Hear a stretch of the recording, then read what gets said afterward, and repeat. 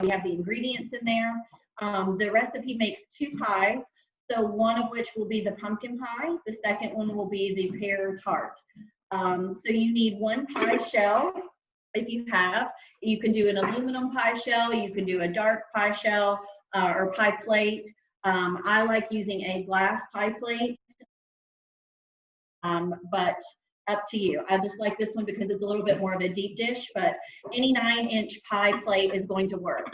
So just to recap, I want to go through and just make sure that you have the ingredients. And we're going to start, of course, with our pie shells, because we want to refrigerate our pie shells while we're making our fillings, so that they'll be ready to go in the oven. All right.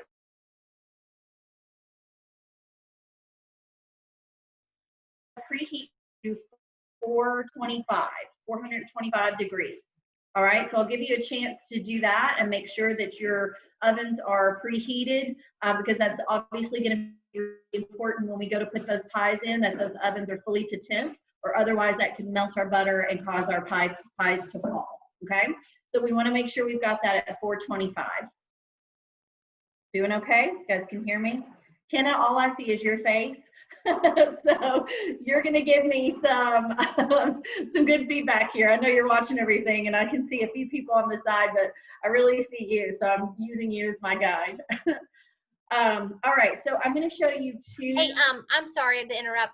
Can I make sure this is just a reminder to hit the record button? I don't think that we started recording yet, so okay, sorry. Thank you for the reminder. Good job. We did that last week, or the last time. So I think you're now recording. Yep. All right. Just a real quick reintroduction. I'm Chef Allison Davis with Wild Time Cooking, and this is going to be a how-to pie making instruction. Thrilled to be here, and again, this is perfect for Thanksgiving because these pies will keep for at least a week, and you can even put them in your freezer tomorrow if you wanted, and pull them back out if you're concerned about them, you know, weeping at all. But these should be just fine sitting out for a couple days and be served for Thanksgiving. So I hope you just enjoy these pies immensely. All right, so to start, you are going to need a bowl. If you have a Kitchenaid mixer, a food processor, go ahead and have that ready. Again, I'm going to show you 2 methods. I love using the food processor to make my pie crust, simply because one of the key things with making pies is you want to have your fat super cold, right? Meaning I want the butter in the fridge and the shortening in the fridge. If it's not in the fridge right now, go ahead and put it in your freezer to just get it cold, all right? What I like to do with the butter is, and if you can't see me, you know, comment in the chat so I can come up closer. But you want to go ahead and cut your butter into cubes if possible. So like tablespoons, go ahead and slice your butter. You're going to need a 1.5 sticks of butter for this pie recipe. Again, it's going to make us 2 pie crusts. I like to use unsalted butter simply because I like to control the salt intake on the recipes. I like to make sure when I add the salt, I know the salt content that is going into the pie crust. So I typically use unsalted butter.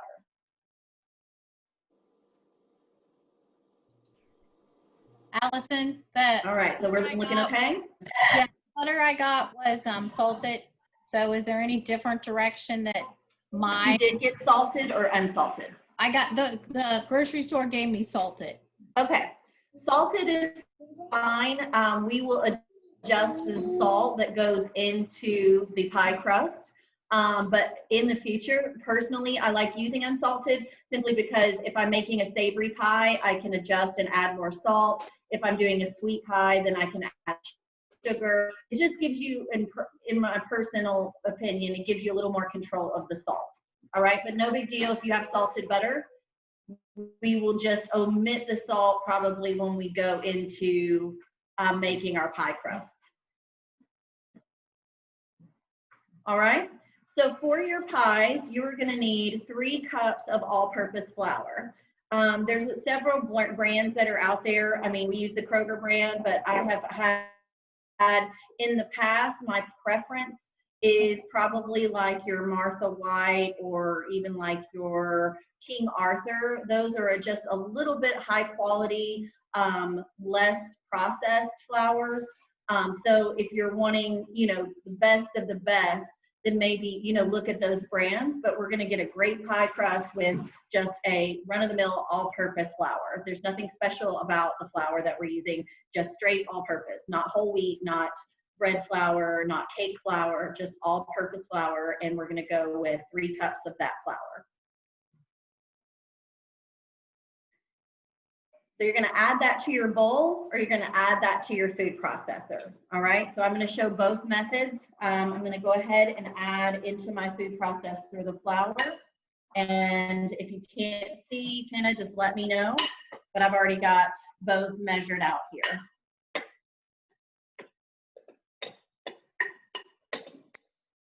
And if we've got questions, just shoot them out. Allison, can you cover just one more thing? What was in your bowl? You had 3 cups of all-purpose flour. 3 cups of all-purpose flour, and then I've got another bowl measured of the all-purpose flour in case some people are doing it in the bowl versus the food processor. So I'm going to show you both ways. 3 cups all-purpose flour, Mariah. All right, in addition to the flour, you are going to need sugar. You're going to need ice water. So if you don't have some cold ice water ready, go ahead and fill a cup or a pitcher. You don't need a whole lot, but fill a 8-ounce cup with ice water. Okay, it needs to be super cold.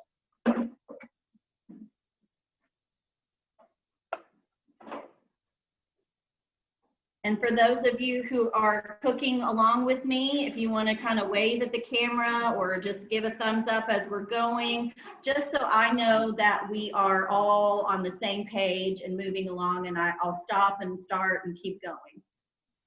We have a couple people saying that you're going too fast. Okay, I can recap, it's no problem. So right now, all that we have done is we should be measuring out 3 cups of flour, either in the food processor or in the mixing bowl.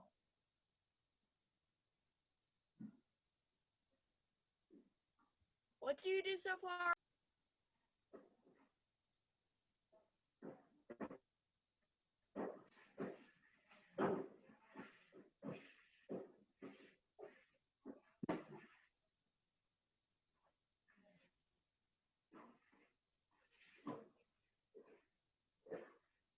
I see someone on the speaker view, but I'm not hearing a question. Is there a question?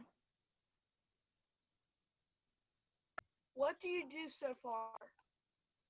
I'm going to turn up my, I'm going to turn up the volume on mine to make sure. So what Allison has done so far was put 3 cups of flour in a bowl or in a food processor.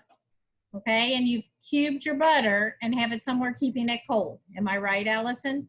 Yes, make sure your butter and your shortening is in the fridge. If you have the shortening in the sticks, that's fine. Or if you have the shortening in the tub, just put it in the fridge for me, okay? And that's all we've done so far. Yep. Okay. All we've done. We're all good. How many Yep. big, like how big of a cube? Whoever is talking, we cannot. What was the question? How big, like, of the cubes? How big are the cubes? Yeah, because I have this. So if you're cutting the butter, you could cut it into tablespoons and then maybe cut it in half again. So just like you squares, like half a tablespoon size.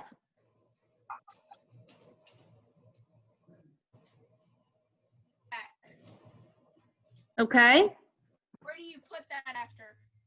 The butter just needs to go in the refrigerator right now. We haven't mixed it or anything. I wanted you to have it in the fridge. We need 8 ounces. I think it's helpful to cut it ahead of time while it's cold. So just getting it in the fridge and having it cut.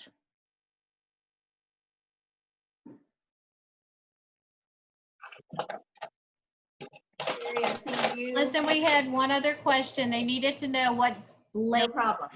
what blade Pies to are, use. pies are Pies are serious business. I know it. I know it. I'm ready for it. Hold on a second. Hold on. They need to know what blade to put in the food processor. The dough. Okay, so it should be just your standard blade, right? Okay. No other specialty blade, just your standard food processor blade. I'll pull mine out so that you can see it's like 2 blades. It's like the one that is your basic blade. There's not a shredder or anything like that. It's just your standard food processor blade. How much water do you use? And can you use a KitchenAid? So you can just get like a coffee cup of water. I've got a pitcher, but I mean, you don't need more than a total of 12 tablespoons of water. Okay. Can you use a KitchenAid? You will not need any more than that. Can I use my KitchenAid? You want to make sure the water is ice cold though. So if you could put a couple of ice cubes in there and just have it set to the side, that's what we want to do. But the total amount of water that you're going to need for the 2 pie crusts that we're going to make will be no more than 12 tablespoons of ice water. And I don't give you an exact because it's going to be different for everyone. Depends on the humidity. Baking is sometimes a little temperamental. So when we get to the point where we add the water in, I will explain a little further. So right now, everybody still with me? We've got 3 cups of flour. We have our butter cut, meaning cut into cubes or cut into tablespoons. Our butter and our shortening is our fat that's going to be added into our pie crust in a little bit. Those should be in the refrigerator. And we have a cup of water set aside that has some ice cubes in it, okay?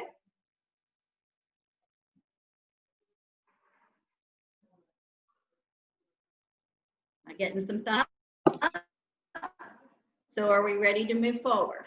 I think we're ready to move forward. Yeah? Okay. If you have your sugar ready, we are going to add in a tablespoon of sugar to our 3 cups of flour. Okay? So I've got a tablespoon of sugar going in the bowl and in our food processor. Okay? So just a tablespoon of sugar.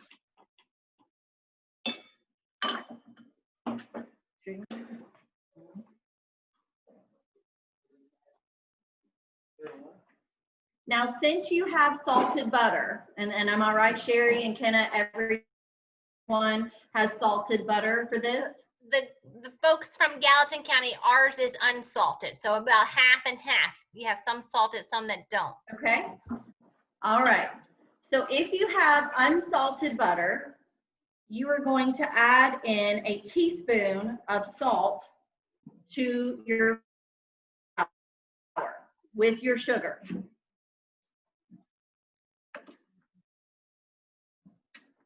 The reason I'm doing mine twice is because I have a half teaspoon measure, so don't get, I know somebody's like, I did it twice. Mine was a half teaspoon measure.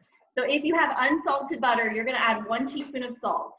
If you already have the butter salted, just omit that. I think you're gonna have enough salt by itself in the salted butter where you don't have to add any salt to your crust, okay? Allison, we did ask somebody if a dough blade is okay if that's the only blade they have. A dough hook? Are they using a KitchenAid mixer? I don't know. That was Janet Faye that asked that question.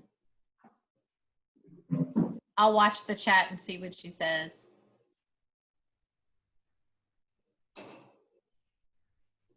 If you're using a KitchenAid mixer, not a KitchenAid food processor, use the paddle attachment.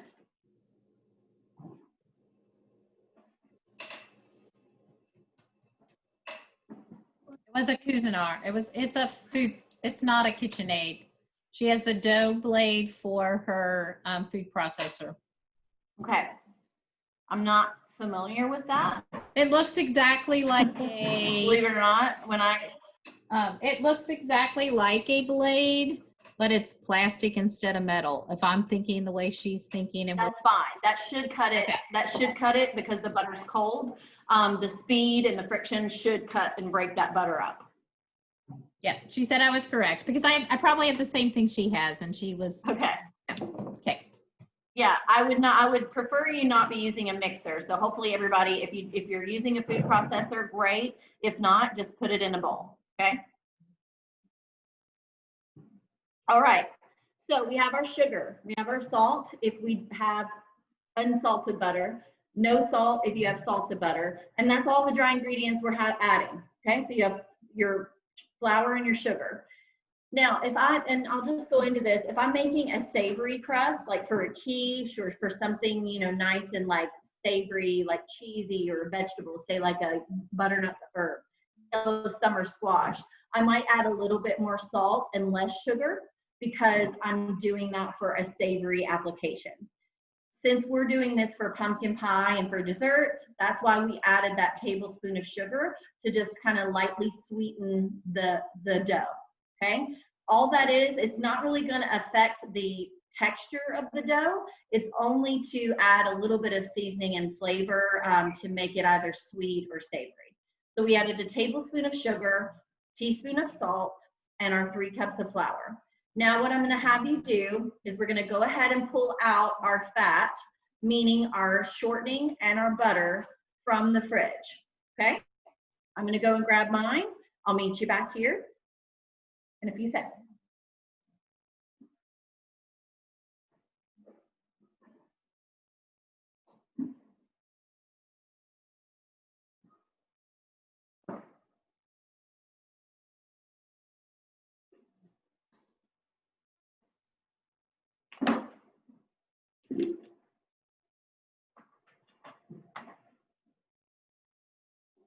Sherry, how we doing? You're on my screen now. I don't know what happened to Kenna, but you're on my screen. Does everybody seem to be okay and in the same area?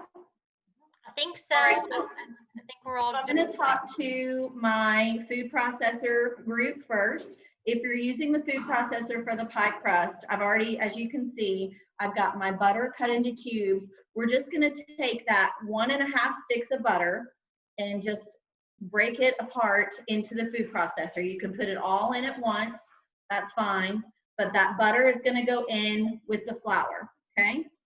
Same thing on the ones that are cutting it up into the bowl.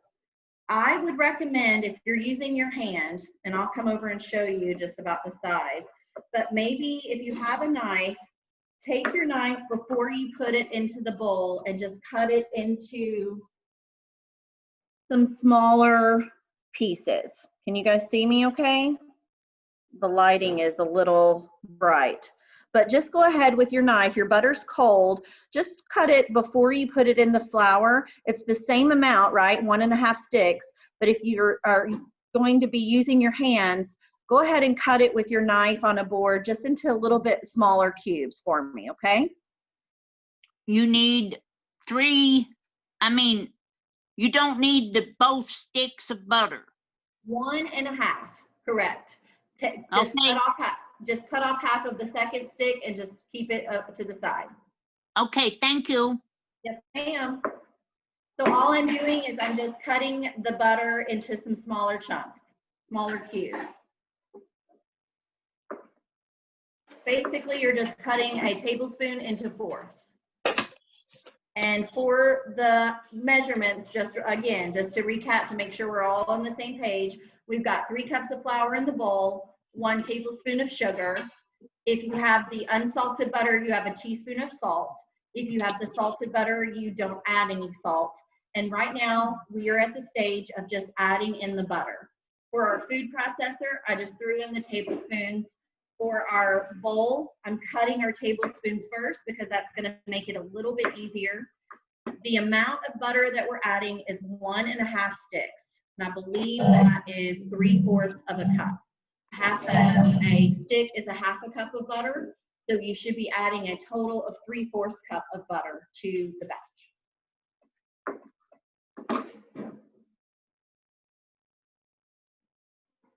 And just give me a nod when we're ready to go forward.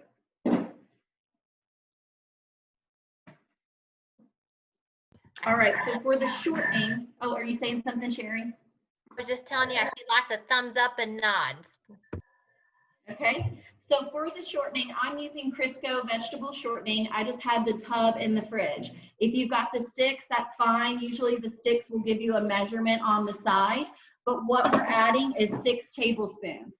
So I literally just kind of scrape the side of mine and I'm just adding in 6 tablespoons of shortening. And so while we're doing this, again, this was in the fridge. I'm just using my tablespoon measure and just measuring 6 tablespoons of butter. I'm using my thumb even to just scoop it out because it will get stuck in there. But 1, 2, 3, 4, 5, I've about lost count. 6 tablespoons of shortening. I'm gonna do the same thing in our food processor, okay? Just 6 tablespoons. Again, if you have the shortening sticks, you should be able to read the side and it'll tell you exactly how many tablespoons are in that, but you only need 6 tablespoons of shortening. So while you guys are doing that, I'll talk about why we're adding both butter and shortening. So the next step that we're getting ready to go into is probably the most important, and that's what we call cutting in the butter.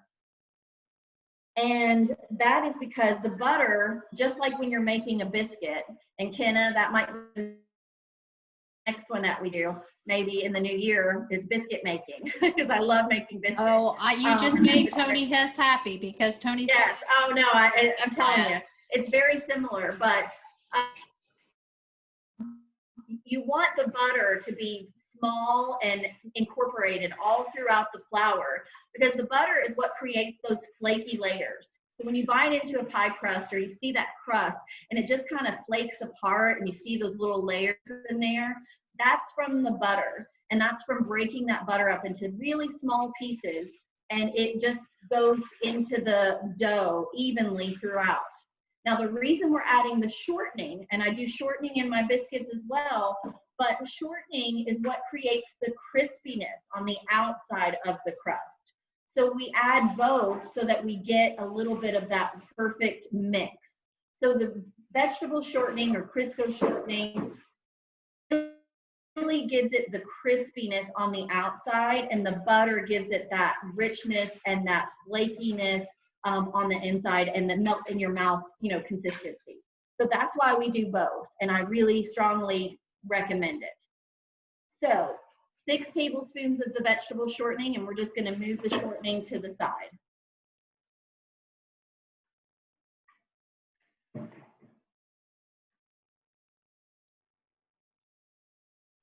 And I'll give you a chance to make sure we're all ready to roll.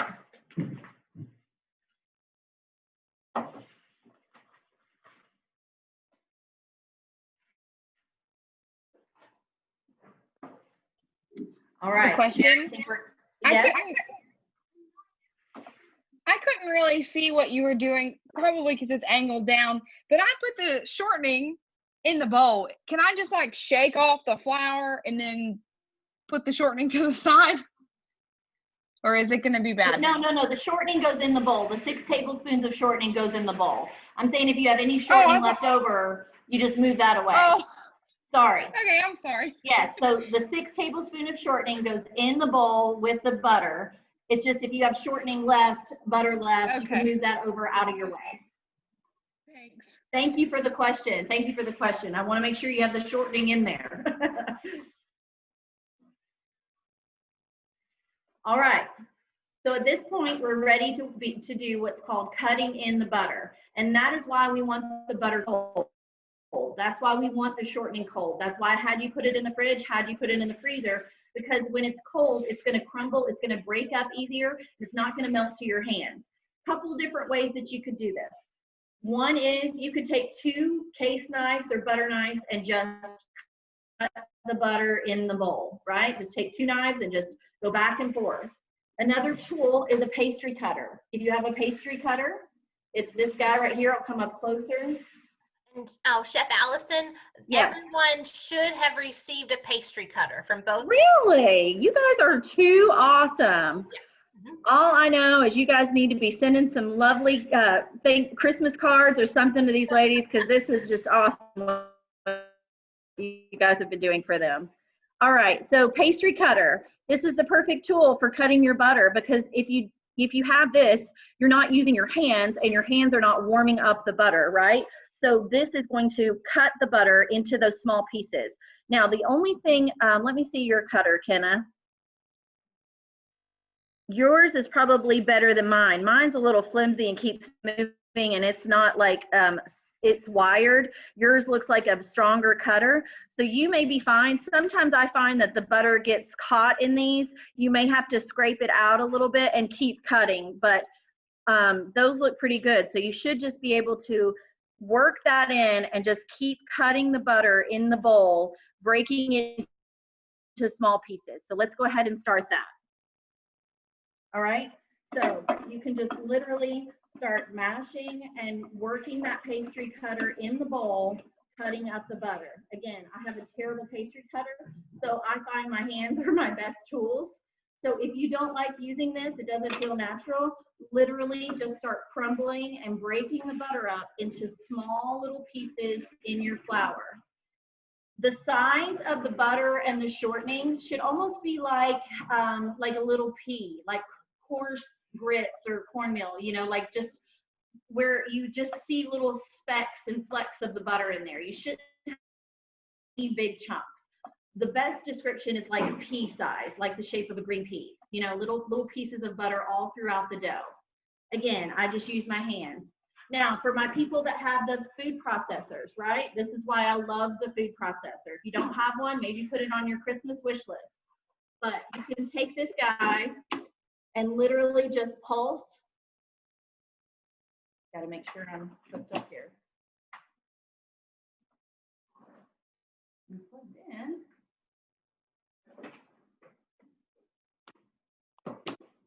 Oh. Sorry, for safety. Just pulse it a couple times. And that should break up your butter. That will break up your butter into those little pea-like sizes evenly without really adding any heat or anything. So that's why I love the food processor for that reason right there, is I can break the butter up in 4 to 5 seconds with a couple pulses and be done, okay? So that is ready as well. Right, we're still breaking up the butter in the bowl. Just keep working that butter and all those little chunks and making sure they're evenly broke up into the flour. Any questions? Allison, just so I can make sure everybody is like, you're making it like pea size, cutting it into the flour, whether it's in your bowl or in your food processor. Yes, and you want to do it quickly, again, because you want the butter to be nice and cold. So we just want to get it broke up as quickly as we can without really melting it in our hands or, you know, warming it up, so to speak.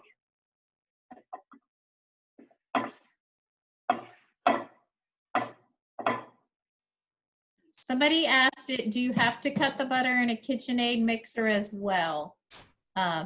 Yes, you would want to cut the butter before you put it in as well, but do you understand it would be easier if you use your hands or a cutter to do this? The mixer is going to mix it more than cut it into it. Am I right? So if you're putting it in the food processor, obviously you don't want to just stick the whole stick in there, right? Just add, I had it cut into tablespoons. Yeah, okay? but they were asking about a KitchenAid, which is basically a stand mixer. And oh, a mixer, like a KitchenAid mixer? I would use your hands because the KitchenAid mixer is going to press it a lot to the sides versus breaking it up.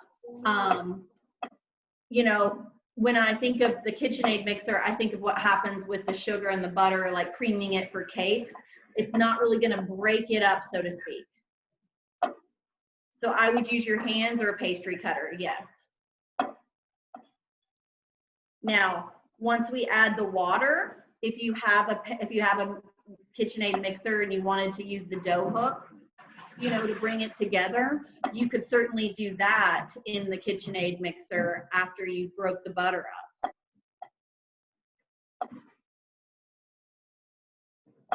Just to bring the dough together, so to speak. Does that help us answer that question? I think so, yes. And notice how much longer it's taking her by hand. Maybe a food processor should be on some Christmas list.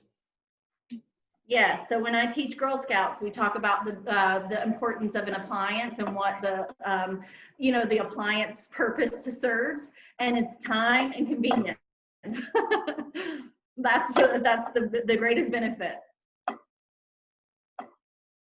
All right, so I'm going to show you my bowl. I'll bring it up. And Allison, should we, I'm using the food processor. yes, ma'am. How much water do we need to put into it? So we haven't added the water yet. We just kind of pulsed the butter up, and then the water is going to be our last thing. And I'll show you how we add that in just a moment. Okay, thank you very much. So right now, it's, can you guys see okay?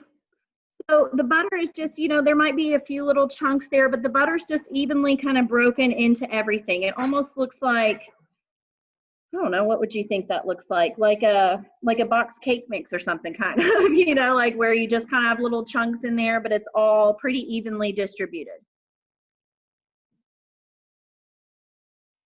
All right, if you're using the bowl, what I want you to do is kind of make a well in the center, okay? Meaning just like a hole in the center, all right?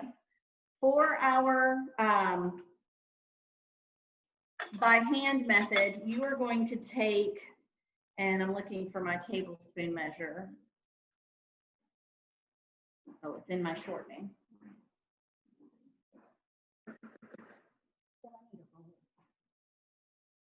You're going to do, I'm going to have you go ahead and add in about 8 tablespoons of that ice cold water in the center.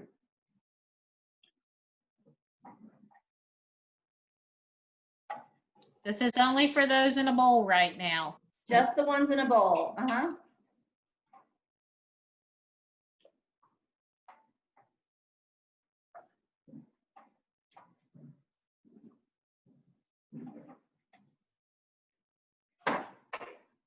All right, so if you have the food processor, just hang tight because again, yours is going to work really quickly. So I'm going to show you in the bowl first, and the ones with the food processor will catch up very fast. Again, it's much faster in the food processor. All right, so if you have the bowl, you add your 8 tablespoons of that ice cold water. And then again, I oftentimes will say this with baking, but I find my hands to be my best tools. We're going to just start using our hands. I'll let you measure that water out first. Don't want to get ahead. Yeah, I think I see some people still measuring water. Am I right?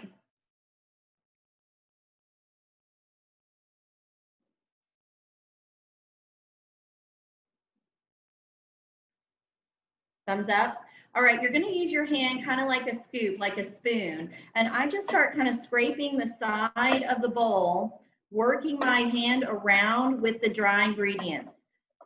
I don't really have my hand touching the wet ingredients at all. I'm just taking my hand and just kind of scraping the side, scraping those dry ingredients and just getting the wet and the dry incorporated.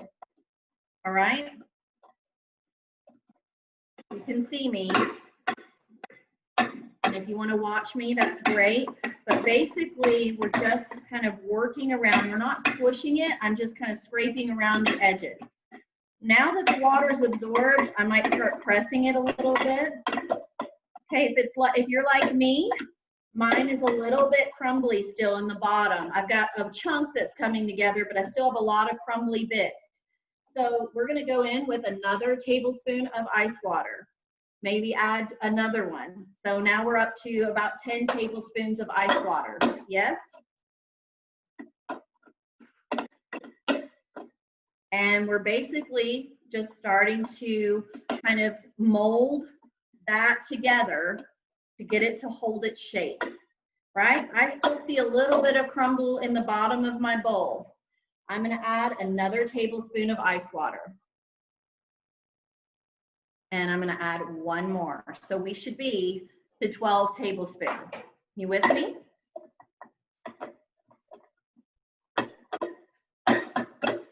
So Allison is up to 12 tablespoons of ice water now in her hand bowl. You might not have needed quite as much. 11 might do enough. So just kind of see, but make it the consistency that she has it. It means all your crumbs are out of the bottom. All right. The dough should be dry where it's not sticking to your hands, but it should be wet enough that it's pulling all the flour and kind of all the things off the side of the bowl. So I'm going to come a little closer and I'm going to show you where I'm at.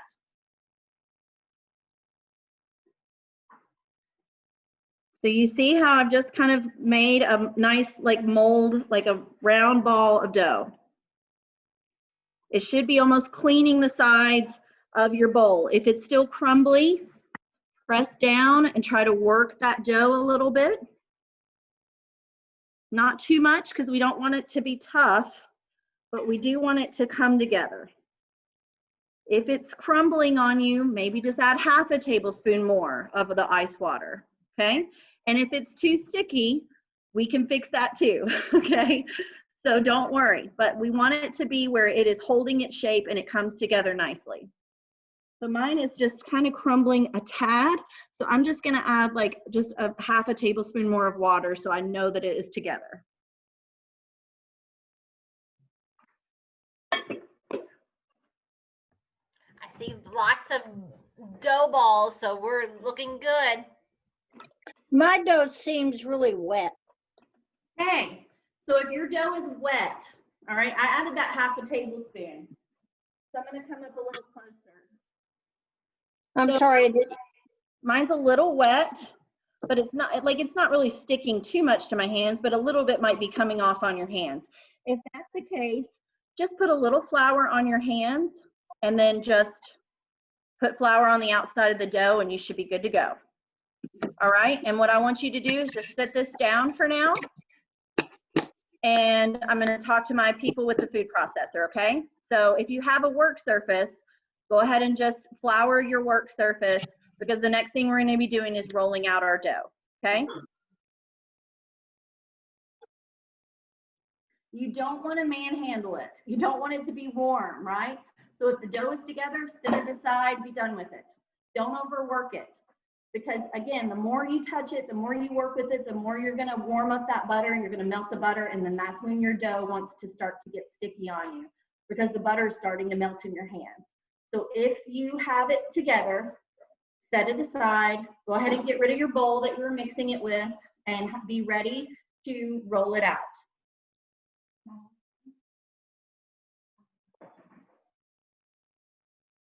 All right, so my food processor gals and gents, if we have any guys making pies with us tonight, we are going to turn our processor on low, just a low speed, and you're gonna start to add your tablespoons of water.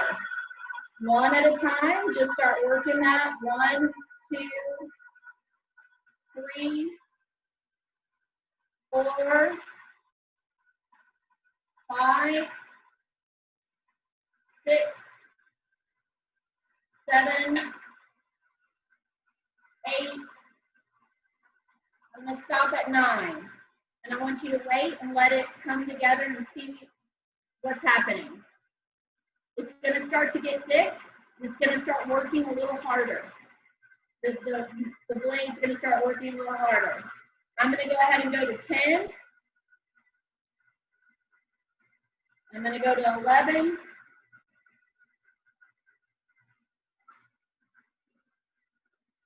Let it work, let the water work through it. And if you can hear my mixer is starting to work a little bit harder. And we're gonna go with that 12 tablespoons, one more.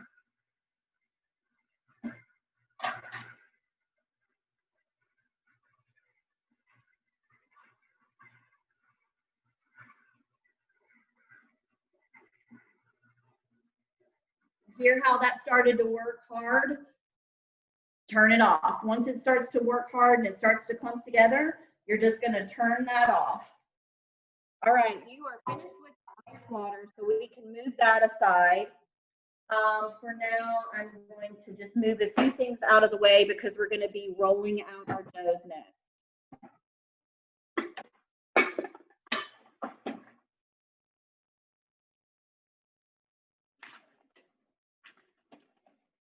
All right, Kenna, how are we doing? I think everyone looks like they're doing good. This is Sherry, Yeah. not Kenna, but yeah. Yeah, we have a few in the food processor still working. So I think All they're right. ahead. We'll give them a chance to get that together. I'm going to show my food processor gang first. If you have it clumped together, basically all we're going to do is on that surface that you're going to use to roll out your dough, we're just going to turn and flip our food processors upside down on the counter. If some of it crumbles together, that's fine. If you've got some crumblies on the table, that's fine. We're going to do the same thing that they did in the bowl. You're just going to bring all of that dough together. You're bringing it all together and working it. How many did you have in there? So if you had some that was still crumbled in the bottom of the food processor, that's why I just turned it out upside down. And now I've just brought that dough together in a ball.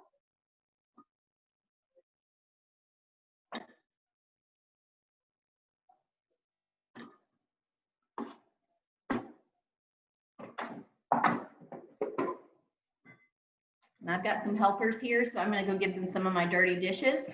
I will be right back, but you can see right here in front of me, Sherry, can you see these two? We've got two like the very same doughs right here in front of us. One in the bowl and one in the food processor.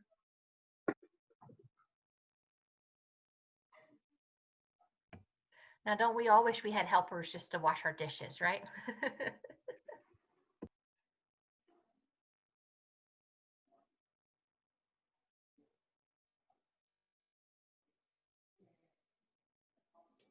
Just for the record, food processor blades are really sharp, so be careful.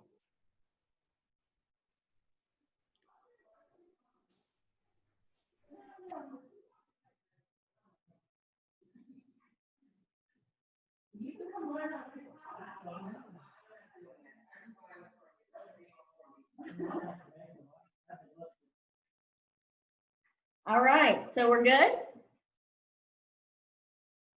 Everybody's got some dough? Any questions? We had one comment that 12 tablespoons was way too many. Okay. If you are wet and sticky, go ahead and just add some flour to the outside of that ball so that it is not sticking to your fingers anymore.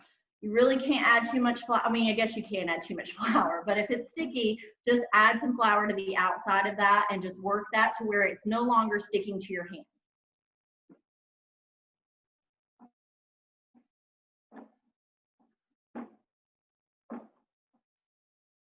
What I also want you to do is go ahead and flour your work surface. Where we're going to roll out these pies, go ahead and just flour that because you don't want it sticking to your countertop or your cutting board. You don't want it sticking at all. So you're going to flour that and be generous with it because again, the flour will work into the dough. We don't want this dough sticking to our hands.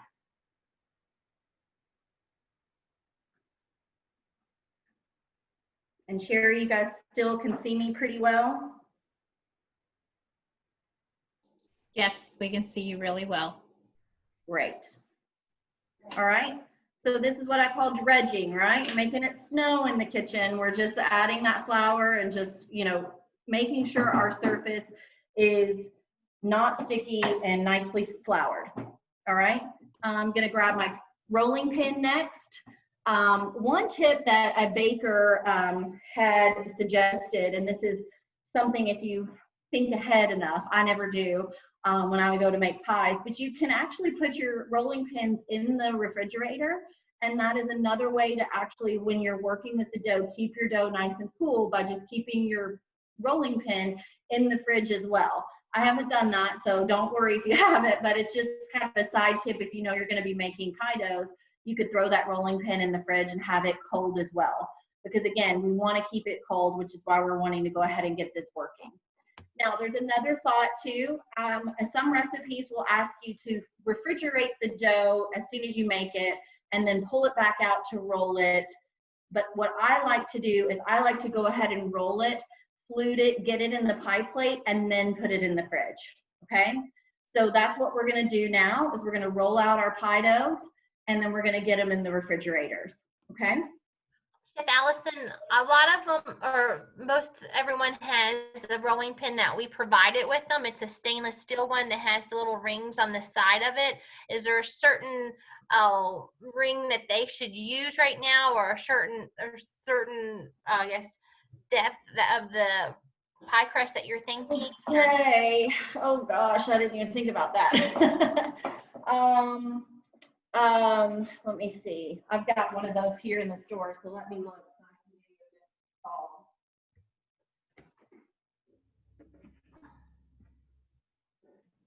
And Sherry, if you need to know, it's 1/16, 1/8, or 1/4.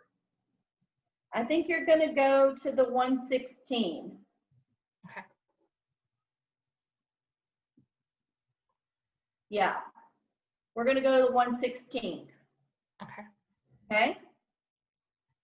And their rolling pin is also stainless steel. Is there a difference between like wooden or stainless steel, or I love this rolling pin. It's a French rolling pin. I just find it to be really easy with rolling because it just doesn't have any breaks in it, right? So with those that have the edges, like when I'm rolling doughs, and sometimes they'll make a line. So I just love the French rolling pins because they're smooth all the way through, and you can really just work out and you don't really get any indentions of any kind in your dough.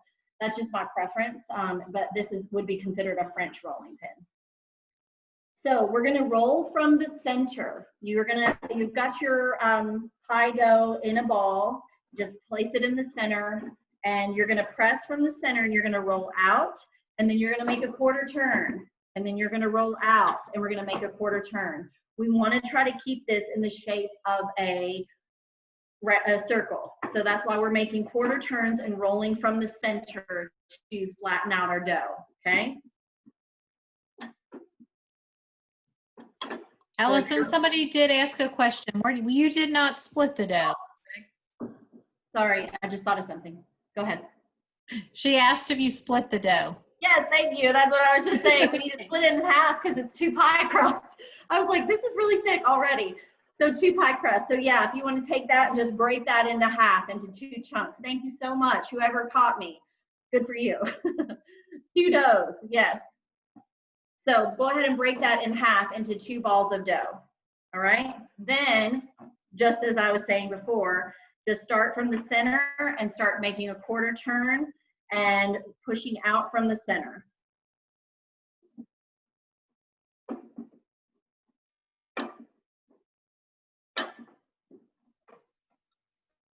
Now, if you don't want to move it so much, you want to leave it, then just think about the shape. You're pushing from the center, back and forward or to the side. You want to be making that nice round shape.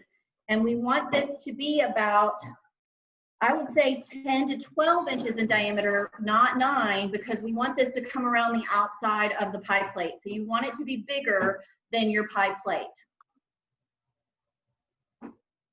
so the color on the ones that they have different little color rings on it. It would be the green would be the size for I think that we would be using. Is that correct, Kenna? Yes. Who knew that they had measuring things for rolling pins? It's something new. Yeah. I have another question. You said green, but she said 1/16. That's the orange one, right? It's the way we read it, it's the green one. Unless mine are different. Yeah. This one. It's the green one. One side has metric and the other side has US. My green one says 1/8. And then my orange one says 1/16. So some of them may be different then. Yep. Use the one that says 1/16. Okay. That's interesting. We bought them all from the same place. So that's interesting. Thank you for catching that. So some of them are orange, some of them are green.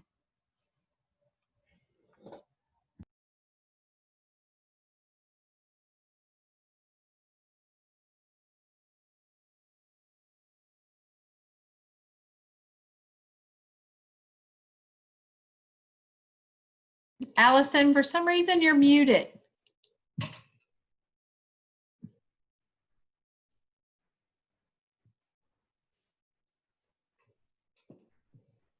So what I was saying is for some of you, if you have your pie crust rolled out, I like to roll my pie crust up over the rolling pin. That helps to hold it, and then you can transfer it over to your pie plate, okay?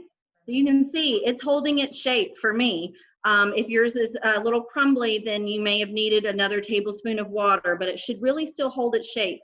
I've got it up over the rolling pin. Now, if you can see me, I'm just taking it and like unrolling it on that rolling pin over the pie plate. It should come up over the sides of your pie plate.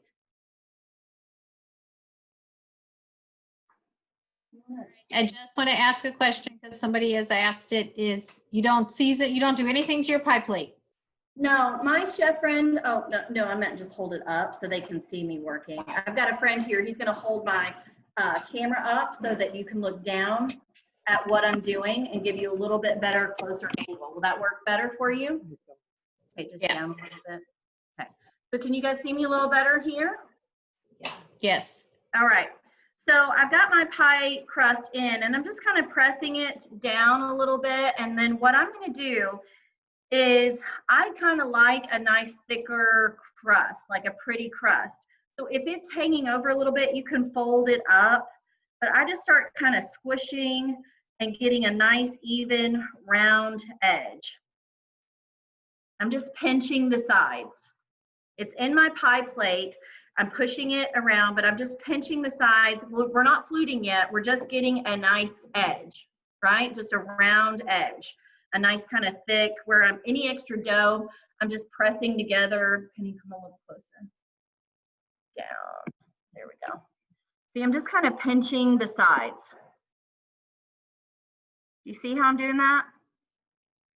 It's just giving us a nice uniform ring, so to speak. Now, see, like right here, if there's a gap, that's a great way to just push your dough and kind of squeeze it together.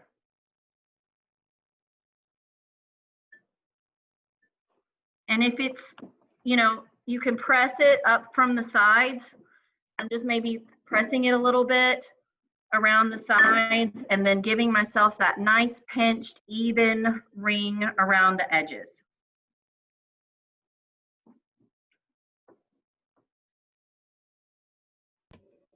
Allison, do you have a certain preference on like pie pans, like a glass or ceramic or? Personally, I like the glass clear Pyrex pie plates. I've baked in the darker ones and I find that they get browner faster. And so sometimes the pie crusts get a little too dark for my liking in the darker pans. I find the glass clear ones to be my preference. I've got a quick Little question. Pyrex. Yes, ma'am. You don't spray those pans at all? You don't put any, you don't spray them? You can spray them if you like. My chef that works with me, she sprays everything. I find it not necessary with the pie crust because they have enough butter and shortening in them that they will come right out of those Pyrex pans. Now, if you have a metal pan, you may want to spray it a little bit if you have a metal or an aluminum one. Again, because those are going to cook a little bit faster, or they're going to get a little bit hotter, and it's going to help to make your dough a little darker. So you may want to spray the disposable or the aluminum, especially if they have any like grooves in them. But for my glass pie plates, I don't find it necessary to spray. And literally, I've been making so many pumpkin pies that these deep dish pie plates, I just honestly like could slide my pies right out whole. Like I slid them right out of the pie plates without even having to cut the pies, and they slid right out of these glass pie plates without spraying them. We had one question in the chat that said, how do you get the dough off the mat? So will you explain to her how you wrapped it on around your rolling pin again? So yeah, so I took it and just started to roll it over from one edge, roll it over the rolling pin, and then transfer it and unrolling it from the rolling pin. I'm gonna go ahead and do another one because I, believe it or not, still need some pumpkin pies for Thursday. So I'm gonna roll out another pie crust for you so I can show you that. And I love everybody when they get finished putting their pie crust in, they show us their pie crust. It looks great. Everyone's We're doing a not great finished. job. We haven't fluted yet. But we should have our pies, you know, ready to go. So I'm going to roll out one more here. Good job, Beth.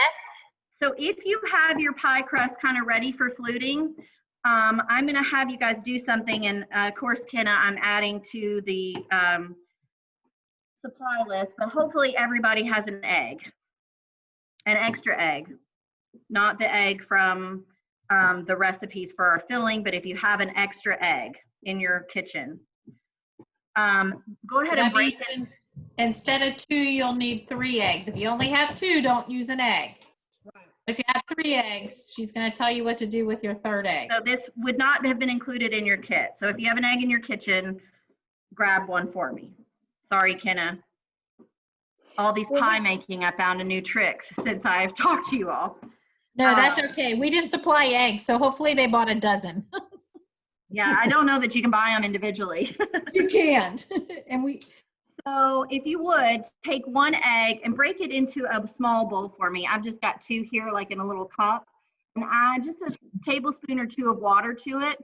Go ahead and break that up. That's going to be an egg wash for the edge of our pie crust. I have a Egg question. whites. What about using egg whites and not the whole egg? No, you want the yolks. Sherry, I have a question. What's your question? Yeah, we're confused. Or is she starting on the tart crust? I'm just making another pie crust. So when she did it, she did the pie crust with using a pastry cutter, and she did it using the food processor. So she's actually making 4 pie crusts, whereas you guys at home are only making 2 apiece. So that's why she's rolling out the other one. She's rolling out another pie right now. So somebody asked me about how to roll it from the counter. So that's what I'm doing now. I'm going to roll this up onto my rolling pin. I'm just using my rolling pin to hold it because it's nice and smooth and it won't cut or break the pie crust. And then notice I'm just, unrolling the pie. How much water are we supposed to put with the egg? A tablespoon is fine. Okay, thank you. Okay, and then she'll get to the tart. So you should still have half of your dough left in a ball. The other dough in your pie pan ready for her to show you what you're going to do with your egg and or how you're going to flute it around the edges. So do you see how I took that excess and just kind of folded it back over, and I'm just kind of making that nice pinched ring around the pie plate. Just one even edge.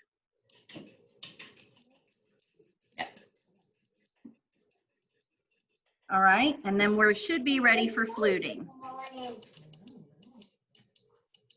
all right. Guys with me? If I'm going too slow or too fast, you just let me know. I just want to make sure everybody has the most perfect pies. Yep. I think we're good. And you don't need just the yolk, you need the whole egg, right? Yeah, just throw a whole egg in a cup with a little bit of water, a tablespoon of water, and just whisk it and have it to the side. This is going to be a chef's trick, so you'll be as good as Allison. And she has lots of pies that she's making. So the way we flute, you take your index finger and then you have your little pinchers. And my buddy Tim here is helping me so you can get a real close look here. So I take my index finger on the outside of the pie crust and then my pinchers on the inside, and then I just pinch. And then I'm just going to pinch again and pinch again, just around that pointer finger. And you just keep working it around the whole way.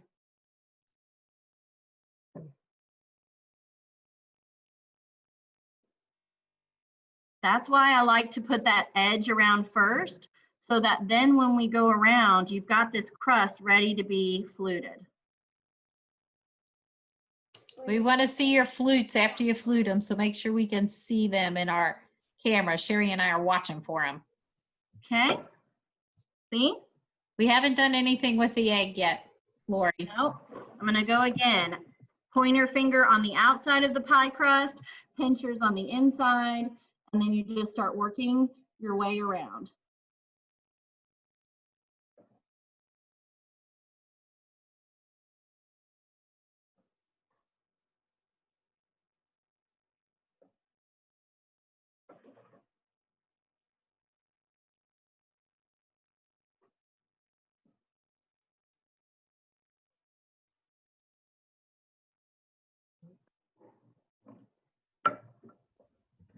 Chef Allison, we had someone said instead of fluting, they just used a fork all the way around because that reminds me of my mom, because that's what her mom used. Absolutely, absolutely. There are different ways, and you can certainly do that. I think Ina even does that on hers, the Barefoot Contessa, so that's great.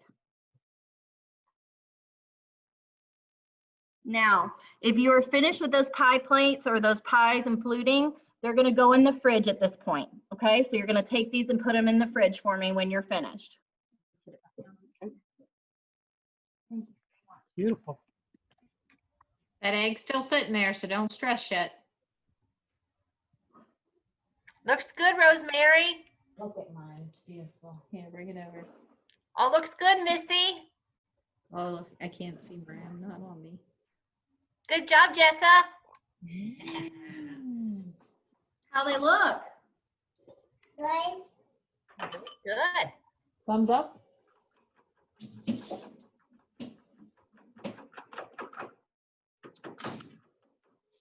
All right, you're gonna need a cookie sheet for this next one.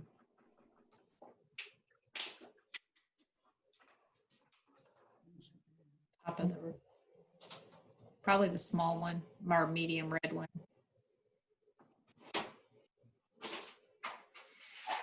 All right. So we're going to quickly go through and make our pie, pumpkin pie filling. So you're going to need your canned pumpkin, your evaporated milk. I believe you all got pumpkin pie spice, am I right? Some may have pumpkin pie spice and some may have all the other different spices. So we're at a mixture because we couldn't provide them the spices. So we told them we could just use what they had.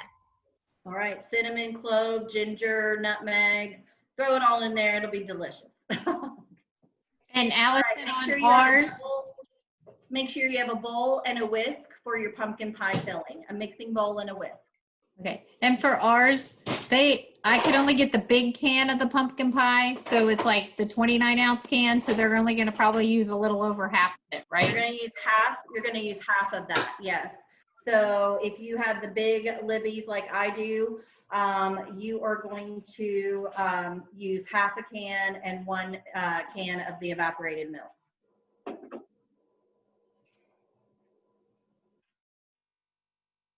Everyone in my county in Gallatin, we should just have the regular, the 15-ounce size of the pumpkin pie.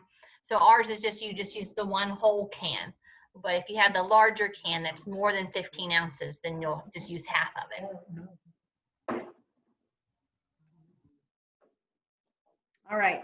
What I like to do first when I'm making the filling is I like to just go ahead and add the eggs in and get those broken up and whisked up first before we add the pumpkin pie filling and the evaporated milk. So your recipe should call for 2 eggs, if I'm correct. You guys have that recipe in front of you?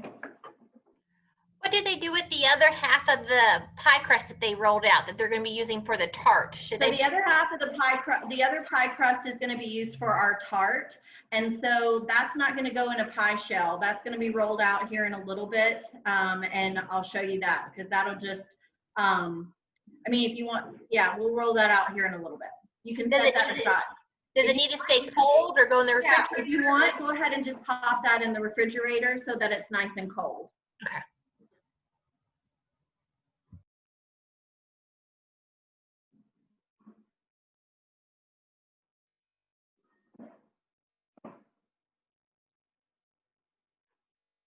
And any feedback is greatly appreciated. So if I can become a better teacher, you guys can help me do that, especially through this Zoom.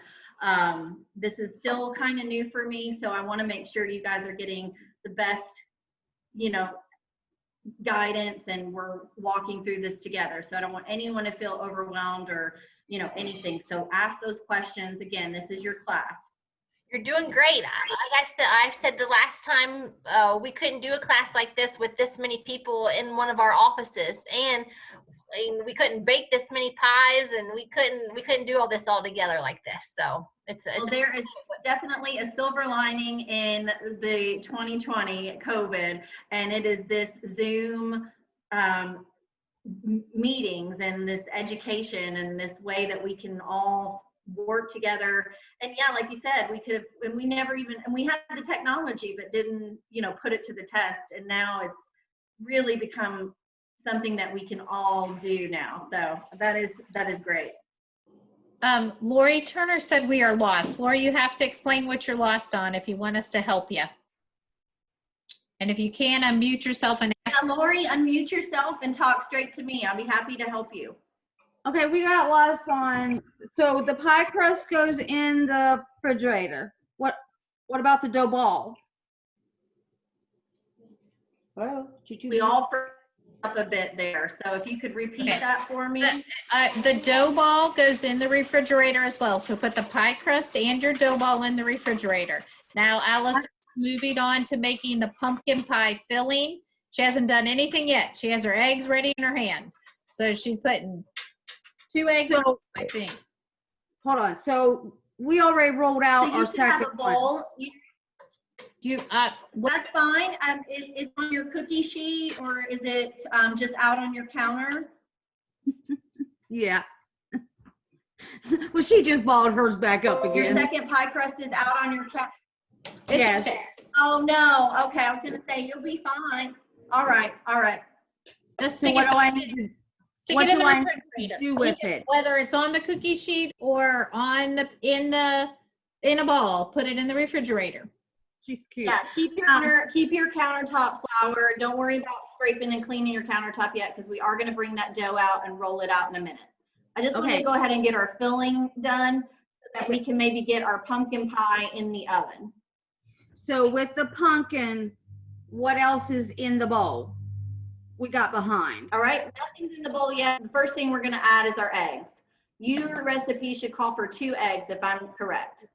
All right, thank you. Let me find mine.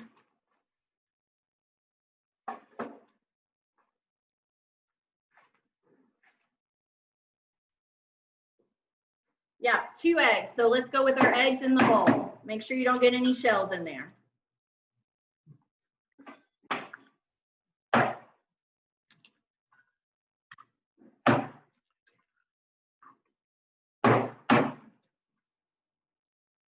Again, I'm making 2 pies, okay? Yeah, I was gonna say, don't freak out, guys. She's putting 4 eggs because she's only have 2 eggs.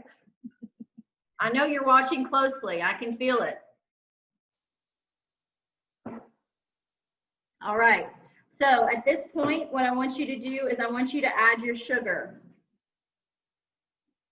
You should have 3/4 cup of white granulated sugar going in.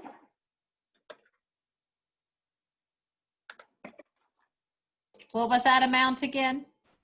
3/4 cup. 3/4 of a cup.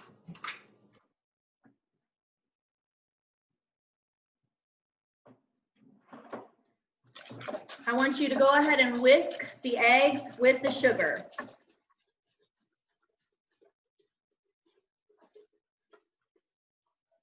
I like doing this step first with pies and with cakes and whatnot, because there's actually a chemical reaction that happens with the sugar and the eggs. The sugar actually starts to cook the eggs. It's curing the eggs, so to speak. So you'll notice that the eggs take on a different texture as you whisk the sugar and the eggs together. So I always like to do this first because it almost starts to cook the eggs right out of the gate. All right, so you'll notice the eggs, the color almost kind of turns a little bit more of a pale yellow color. So just a little whisking of sugar and eggs together for me. All right.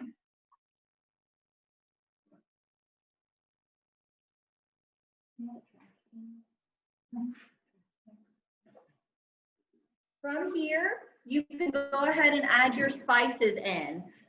We should have the ginger, the cloves, and the cinnamon.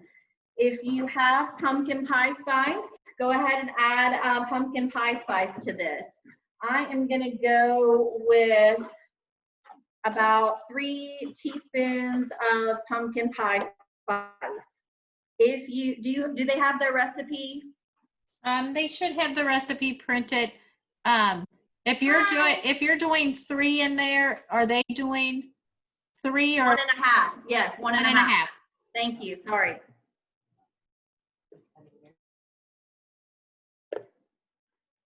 If they have like the ginger and the cloves and the cinnamon, how much of each of that should they put in instead of the pumpkin pie spice? You're gonna add a teaspoon of the ground cinnamon. You are going to add a 1/2 teaspoon of the ground ginger and a 1/4 teaspoon of the ground cloves. Cloves are very strong, so a little bit of clove goes to.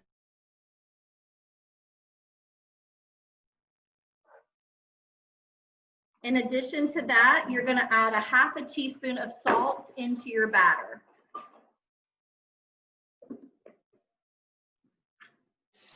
if you're from Pendleton, you would have got a handout that will have both the pie filling and the tart recipe on it. You can find that somewhere. I'm happy to repeat. 1 teaspoon of cinnamon, 1/2 teaspoon of ground ginger, and a 1/4 teaspoon of ground clove. Or you can go with 1.5 teaspoons of pumpkin pie spice.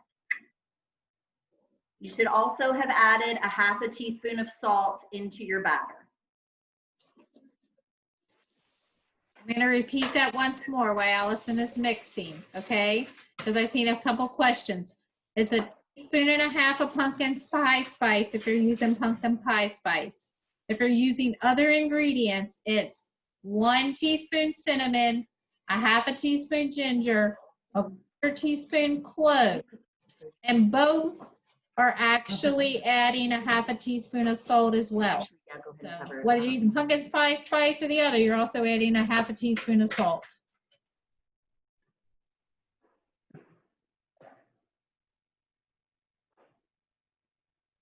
We have not added the pumpkin pie pureed pumpkin or the evaporated milk. That's what we have left. There's one key ingredient that I love. Did I not include that? Oh. Yours doesn't have it. This is just a side tip. If you have it, great. If not, you're good to go. But I am a huge fan of lemon. So I like to add a little bit of lemon zest into my pumpkin pie. So if you don't have it, don't worry about it. But if you do and you want to zest a little lemon in there, if you have an orange, zest a little orange in there. I just love that little combination of citrus with the pumpkin. So for me, I'm just yeah. Just so everybody knows, you should have gotten your bag, and Sherry, I think you would have given it to a lemon, so they could use some of that lemon to zest. Yeah, is that on the Pear Tart? Maybe that's why I did that. Yeah. Yeah. Yes, you're using lemon juice and zest in the lemon tart. Yeah, so just do 1/2 of that zest in your pumpkin pie. If you 1/2 don't of a lemon in your pumpkin pie. If you don't have a zester, what's something that they could do to zest that lemon? Do you have a cheese grater? If you have a cheese grater, you could use that to just kind of scrape a little bit. A nutmeg grater, like a spice grater, would work. If you have one of those channel knives, you could also pull a little zest off with that and chop it up. But yeah, if you don't have a zester, then maybe just add a 1/2 of a lemon juiced into that. Or actually just leave that alone. I don't change the liquid, sorry. Reverse. Just if you don't have a zester, don't worry about it. Just go with the pumpkin pie spice.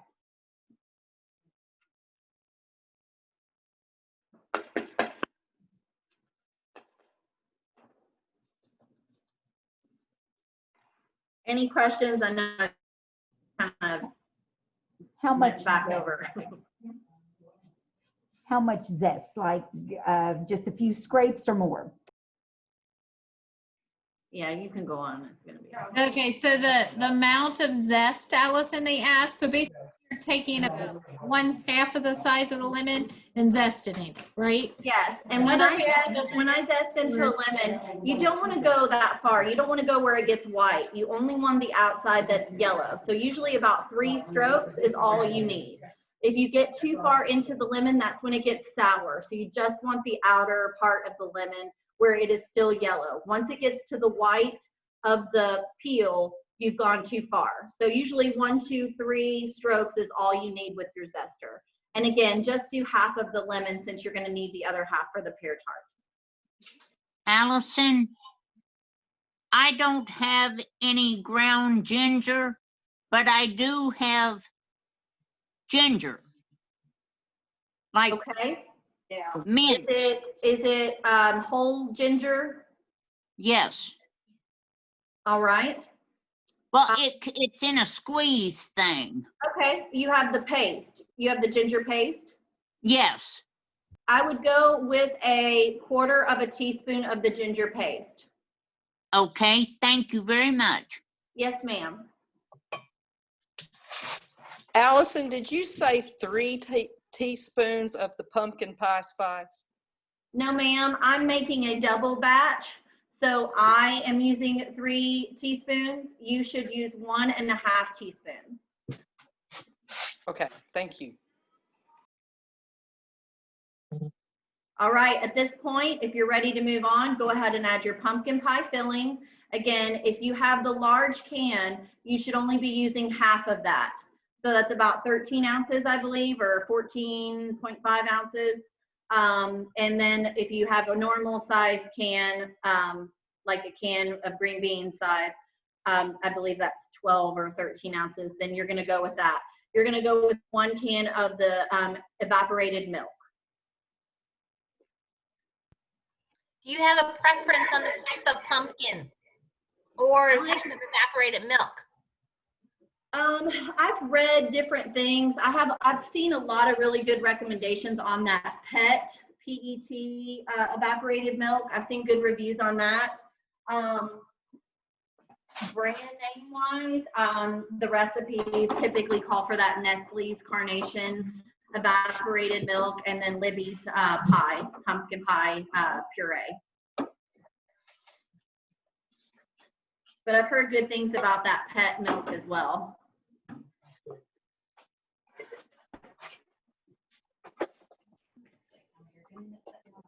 All right, so once you add your pumpkin pie filling and your evaporated milk in there, you should be good to go. We just want to whisk it so that it's all evenly incorporated, and that's it. Okay, your evaporated milk was a 12-ounce can. Your pumpkin puree in 15-ounce can, or if you had a larger can, you're using half of it. So somebody asked in the question the 12-ounce evaporated milk. Yes, you're using that whole can of evaporated milk that you were given. It should not be thick. It should be liquid. It should be a liquid that you can pour out. The last time I made a pumpkin pie, I got confused and I put a can of sweetened condensed milk instead of evaporated. I bet that was a delicious pumpkin pie though. Liquid candy is what I call that. That Were we good. supposed to? Are we preheating our ovens? Your Yes, oven ma'am. is 425. Thank you.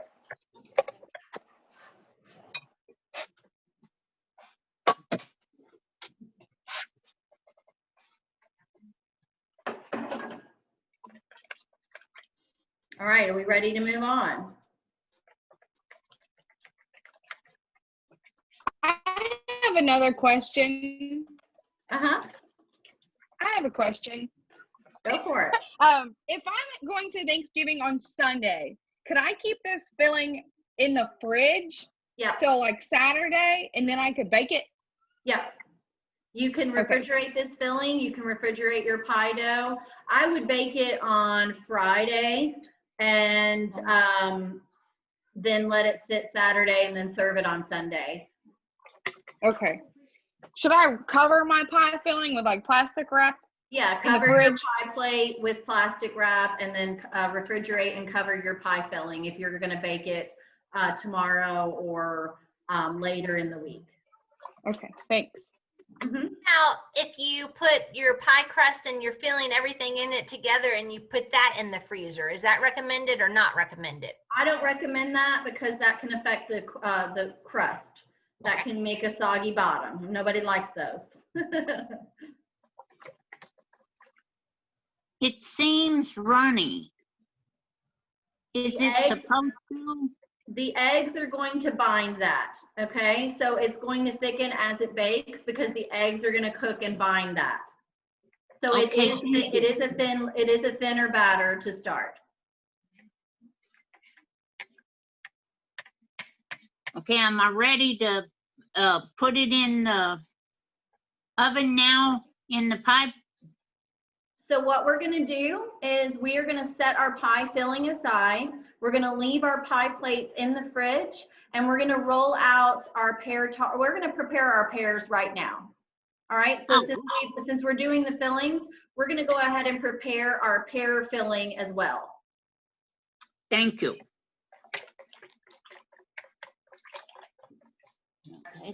Did I miss using the, what is the milk? Carnation. The carnation? Evaporated milk. Have I missed it?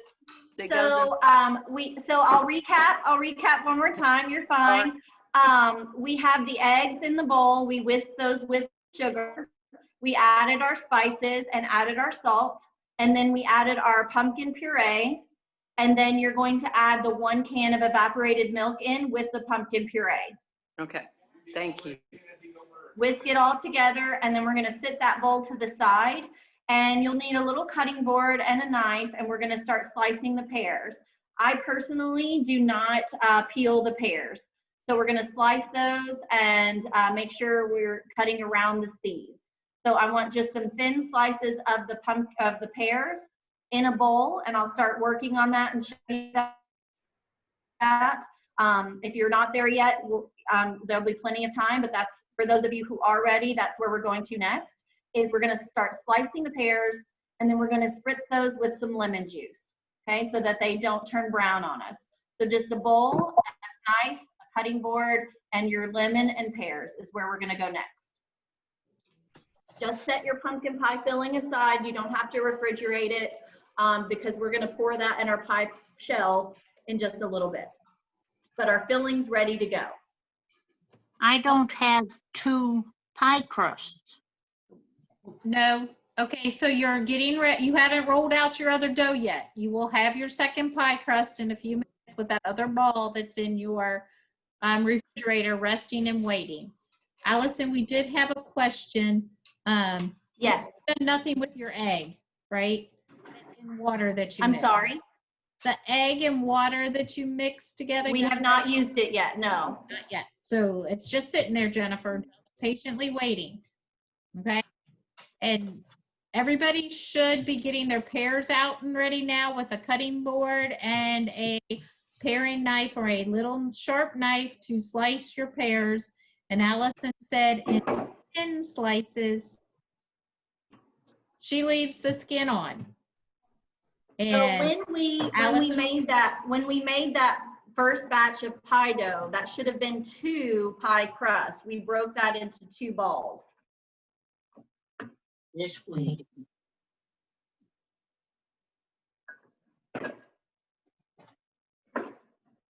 So when I cut my pears, I just cut around that core, like into 4 pieces.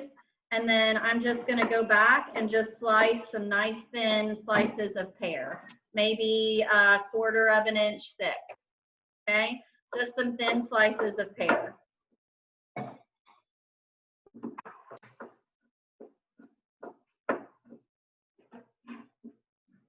I'm just putting my pears in a bowl, slicing them, And then we're going to add a little lemon juice over the top of that to prevent those pears from browning.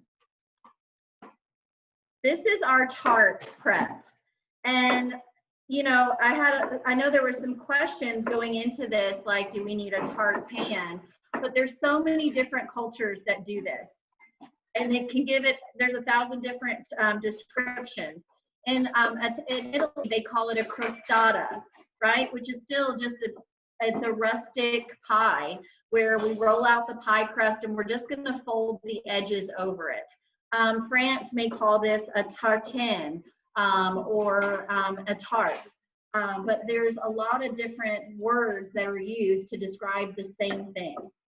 And all we are going to be doing is just making a more rustic pie where we roll it out flat, and versus putting it in a pie plate, we're just going to fold the edges of the pie crust up over the fruit and bake it, and it's going to be lovely. Really, it's one of my favorites.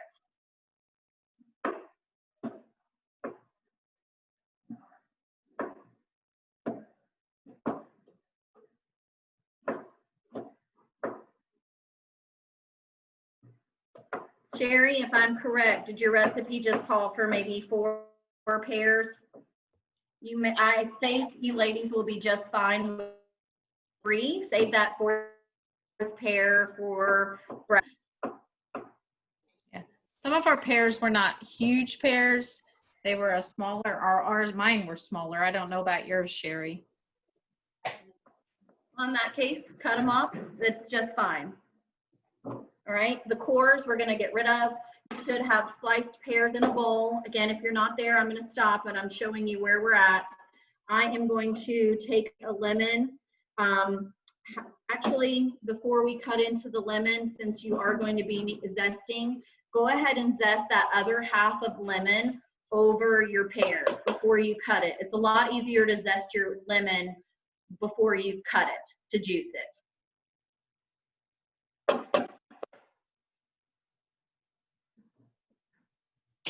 And you're going to have to give them a few minutes to catch up with slicing their pears.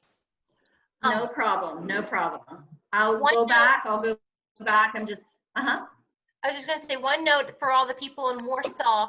I got the pears from Save-A-Lot, and she accidentally ordered way too many than what I needed. So she has double the amount of pears. So she got an additional, instead of buying 200 pears, she bought 400 pears.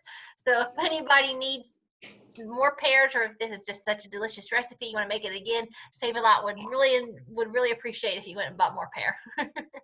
Yeah. Go help her out so she doesn't stress out and feel like she could lose her job. Yeah. Oh, go get some pears.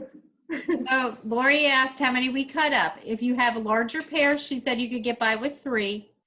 I think the pears I passed out in our bag were a little smaller pear, so you might want to cut up all 4.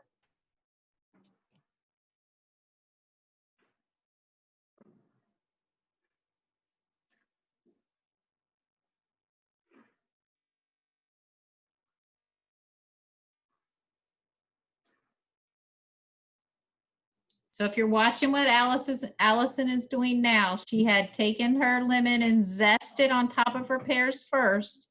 And she cut her lemon in half and she juiced it, used some of that lemon juice on it. Did you use the whole lemon, Allison, or just half of it?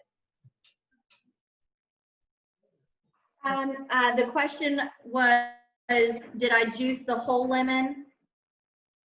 Yes. I did. Okay. I love lemon. Yeah, so if you don't have a fancy juicer like hers, you just take that lemon up and squeeze it. And just hold your hand underneath it to catch those seeds and get rid of it. Yeah. Somebody's calling for a Thanksgiving turkey at 8 o'clock on Wednesday, Tuesday. I'm turkeyed out.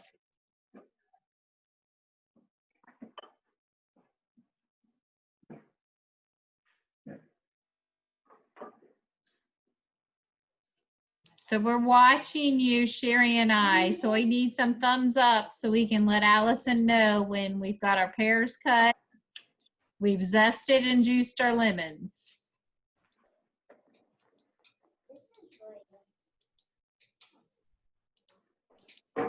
at this point, you should just be cutting up your pears, maybe taking a little bit of zest in there, and then adding some lemon juice to just prevent those pears from browning. Also going to add a lovely flavor to the pears. If you're like me, you all I know are already trying to clean up as you go and freaking out about the little bit of flour on the floor. But it's okay. It's all right. It's what we're doing.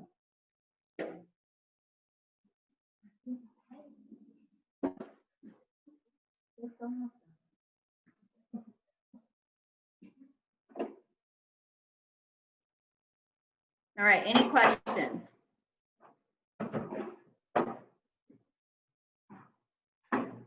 All right, we can get rid of that cutting board. You can get rid of your zester. You can get rid of your juicer if you have it, just to kind of clear that out, because again, we need the space because we're going to be rolling out that other pie crust here shortly.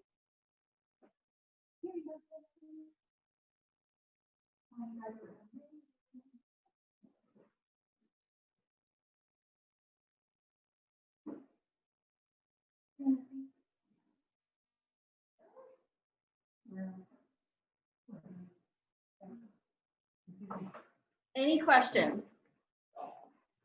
Yeah. I think we're going pretty good right now. I see a few still cut to the point of zesting and juicing. All right, so those of you who are ready, if you're still cutting, still zesting, that's fine. I'll come back and recap again. But those of you who are ready to go forward, we have the lemon juice and the lemon zest in our bowl. This is super simple. This isn't a pie filling. This is just seasoning, almost like if we were making like an apple pie, right? So all we're going to do to this is we're going to add in some sugar. So 1/3 cup of white sugar. And we're going to add a little brown sugar as well. So about 1/8 cup of brown sugar, which is, if you don't have 1/8 cup, I believe that's the equivalent to 4 tablespoons.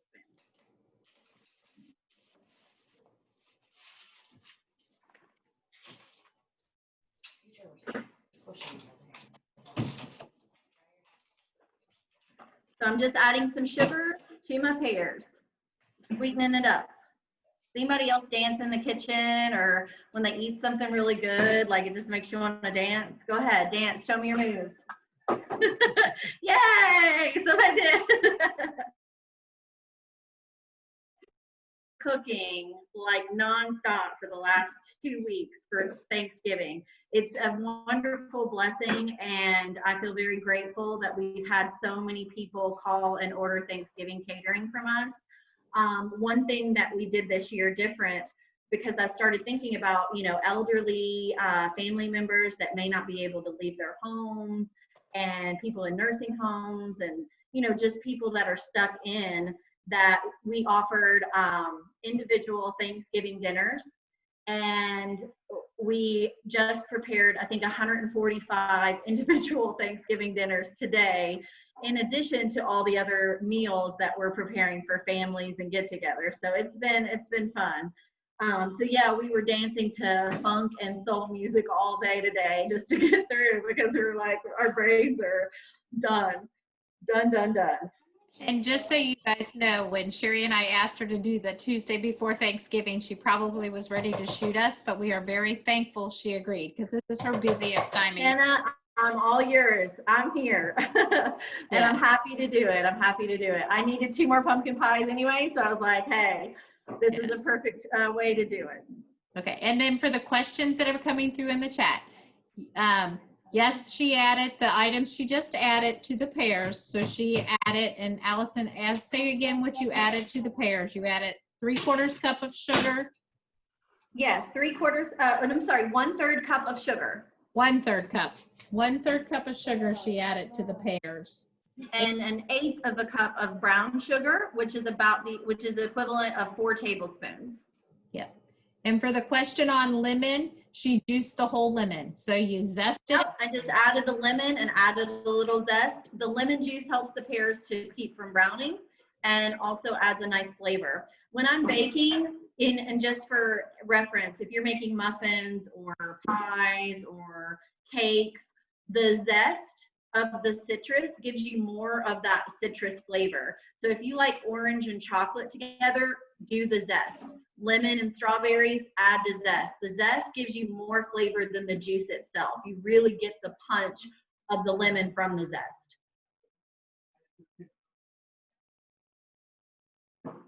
Lori, did that help you get caught up? Right, so once you've added your sugar, the last things that we're gonna add to No, this. I'm trying to help her and me, and I can't hear on my end over on the far side. So, and you're going way too fast, ma'am. I'm sorry.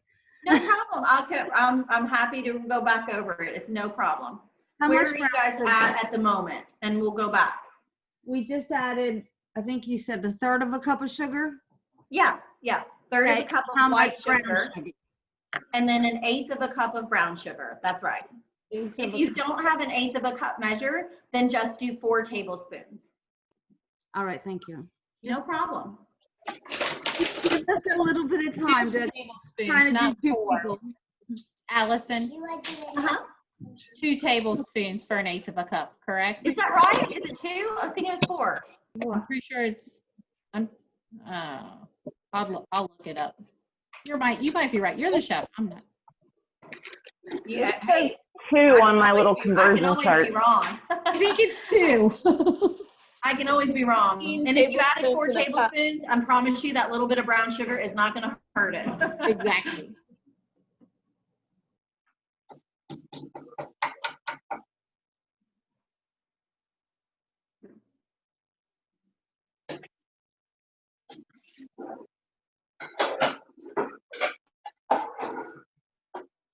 It's 3 tablespoons.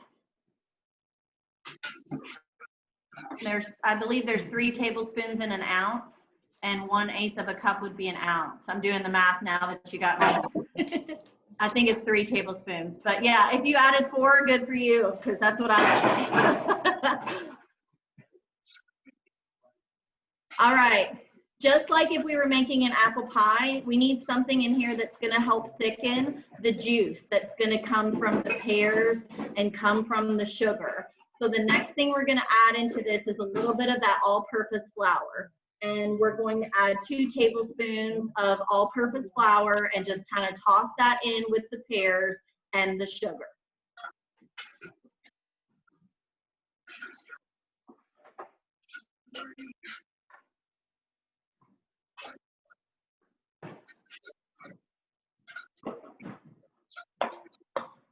Notice I'm just kind of stirring it, just kind of lightly tossing it about. That'll thicken the syrup that's coming from the pears and the sugar.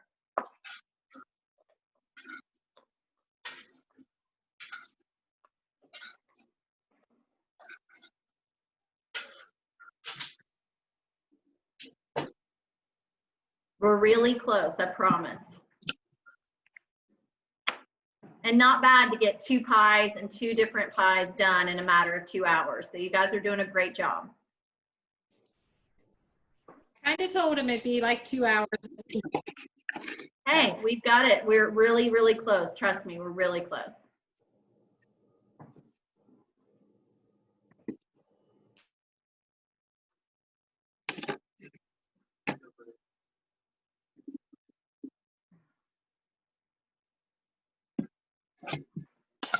So if you have added the flour, you've added your sugar, the only thing that we have left to add to our pears is our spices, which is just a little cinnamon and nutmeg. So we need to add 1 teaspoon of cinnamon and 1/8 or 1/4 teaspoon of nutmeg, okay? This is how I measure 1/8 of a teaspoon of nutmeg. I just sprinkle a little bit in and go on about my business. I never pull out 1/8 of a teaspoon measure, but if you are that rule follower that just has to go exactly to that measurement, then you go for it. If for some reason they didn't have those 2 spices, could they use different spices or the pumpkin pie spice on this one too? The pumpkin pie spice would work just fine for this. And then if you don't have the nutmeg, then just add the cinnamon, right? Because a lot of people have cinnamon in their pantry, but they may not have the nutmeg. So you'd be just fine. This would be a cinnamon pear tart is the way I would describe it. So if you don't have the nutmeg, don't worry about it. And if you have pumpkin pie spice only, then just add that. I would add 1.5 teaspoons of the pumpkin pie spice. Allison, I have a quick question. Yes, ma'am.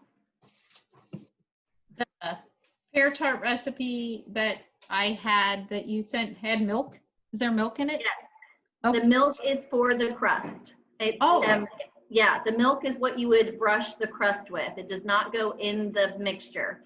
And we are going to use the egg wash, or you can use milk. So that brings me back to those of you, if you only have egg whites, earlier when I said we needed that little egg wash with a whole egg and water, if you don't have an egg, you can use milk or you can use cream, and that will get you the same effect for the browning of your crust.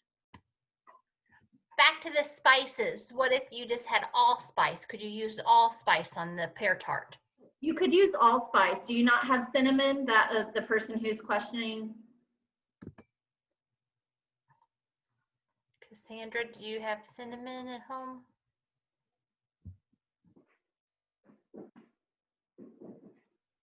If you don't have nutmeg and you have allspice, you can use the allspice in place of the nutmeg, absolutely. But if you have cinnamon, I would still use the cinnamon because that is the flavor I would prefer with the pear. They do. They were just curious if you could have, they have cinnamon. They were just curious if you could use allspice in addition to the cinnamon. Absolutely, yeah. I would only use 1/2 teaspoon or 1/4 teaspoon of that spice. And then all we're doing is just kind of stirring that around in the bowl, just to mix the flour and the sugar and everything together.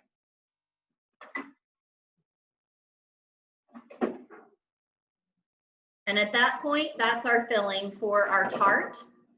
So if you're still getting those things together, Kenna, Sherry, or we can repeat that ingredient. If you're ready to move forward, we're gonna pull that ball of dough back out for our tart, and we're gonna roll that out next. So if you have a work area, a surface again, we just wanna lightly sprinkle a little flour, and we're going to roll out that other crust. In addition to that, you should have a cookie sheet, just a normal just sheet tray, cookie sheet of some sort. I know that was a question. If it's flat, if it has an edge, fine. If not, fine. Just a flat sheet that you can bake this on. I like to use parchment paper. I know at home, a lot of home cooks don't have parchment paper. So if you don't have parchment paper, we want to make sure we spray the sheet tray with pan spray or Pam spray.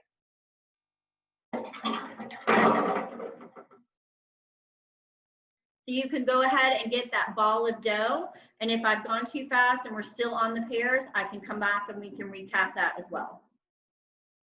I think everybody's pretty caught up from what I can see. I think we're doing pretty good. Approximately what size sheet?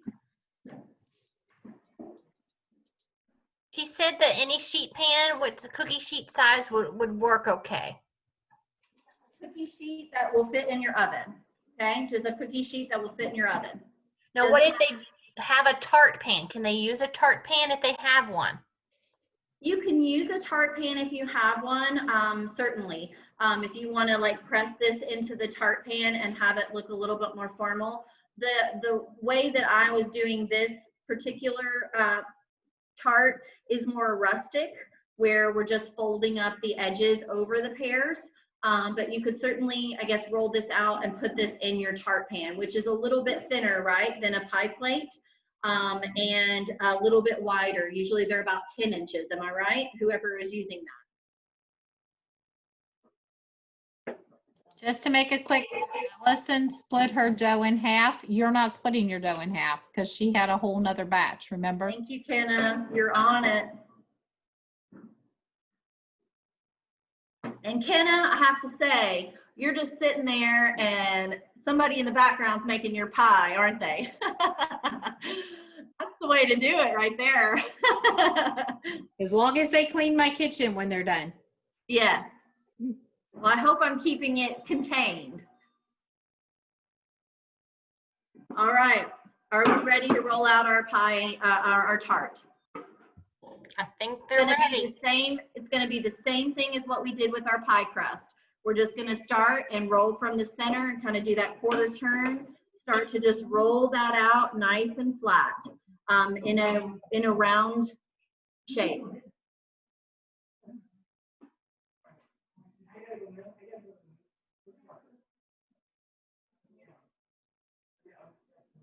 I know somebody says they have to go. I believe you have the recipe for the pie.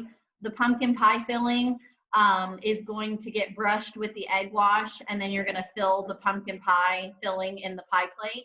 You're going to go 425 for the first 15 minutes, and then we're going to drop that to 350 for another 45 to 50 minutes until it's set and no longer has a jiggle or a knife inserted, comes out clean.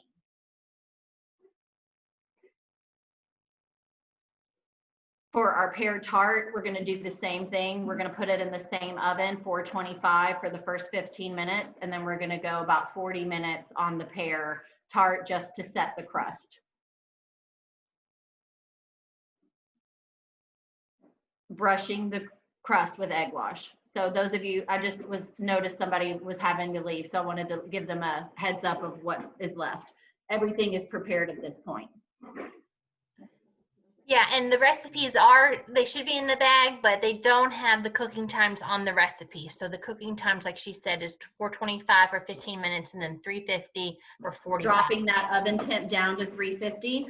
The 425, and we'll get to that, is really going to set that crust and give it that golden brown color. 350 is when you drop it down to finish cooking the filling, cooking the pie. So for our tart, rolling out our crust, just like we did for our pie plates. Okay, just a nice kind of just rustic, round, thin. Again, the 1/16 of an inch is fine, but we're just rolling out that crust.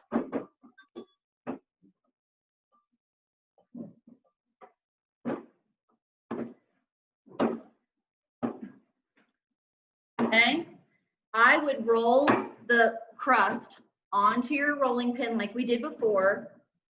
Go ahead and put it on your cookie sheet. It should just kind of go on the center of your cookie sheet like this. You guys see me? The lighting here is fluorescent, so I don't know if you can actually see the crust or not. You can see it really good. Okay, great. From my angle, it just looks like bright white. All right, so that's all I did was just roll out the crust, and I've laid it on a cookie sheet. Again, if you do not have parchment, make sure you spray that pan.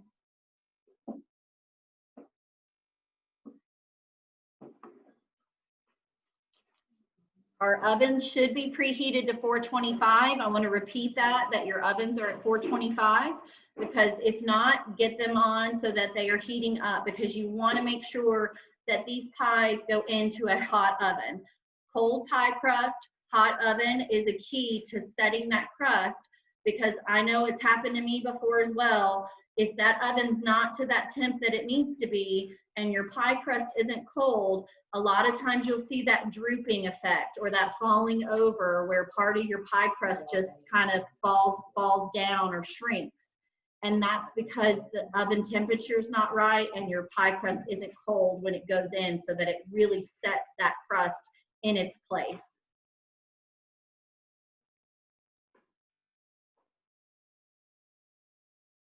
All right, ladies, if you can bear with me another 5 minutes, I think we're going to be good to go, and we're going to have our crust in the oven.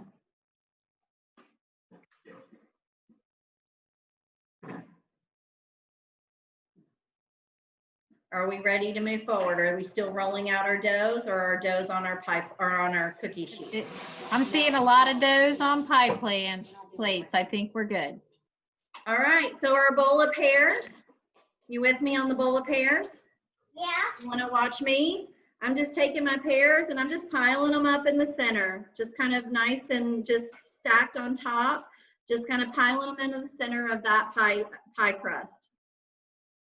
Marie, can you pick that? I've got a friend here with me. Can you pick that up to show it, the screen? You can go from behind. She's gonna pick it up, that way you guys can really see again, like we did when I was fluting. Just come over here. And then angle it up so that the camera is on. All right, you guys see me now? How's that? Does that work a little better?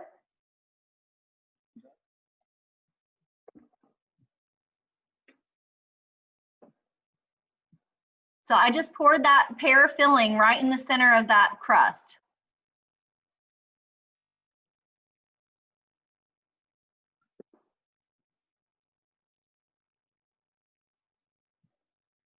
It's rustic. It doesn't have to be in any particular like form or fashion.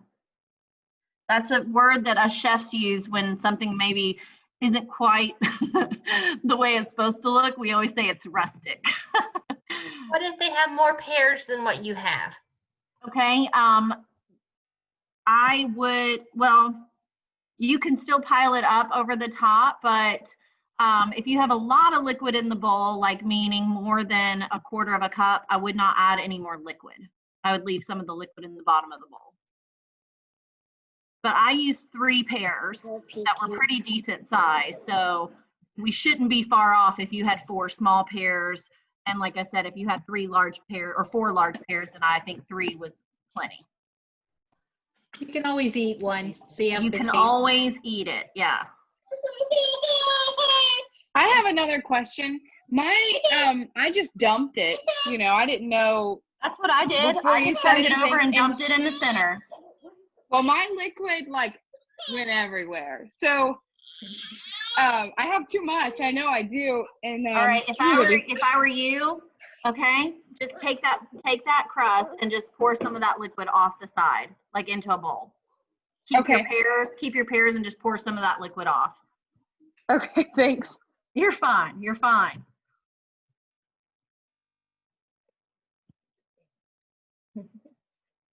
So yeah, if you had a little too much liquid from the pears, just kind of let some of it go. See, I've got some liquid, you see, but the flour should have helped absorb some of that. Are we ready? The only thing we're gonna do for this rustic tart is I'm just gonna take the sides and just kind of fold them up over the edges. That's gonna help hold that liquid in place, and it's gonna give us like a crust, right? Okay, you guys see that?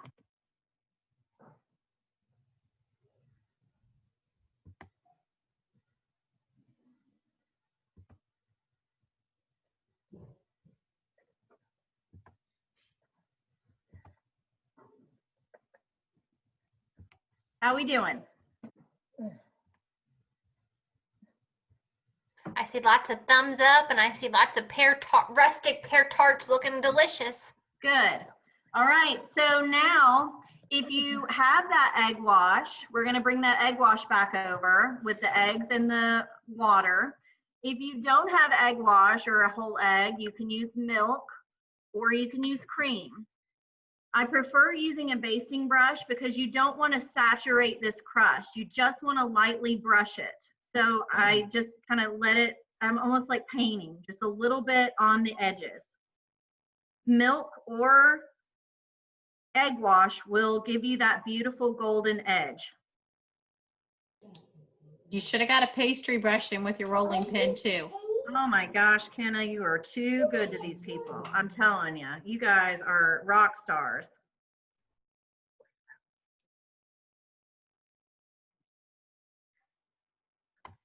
How much water was one of the questions.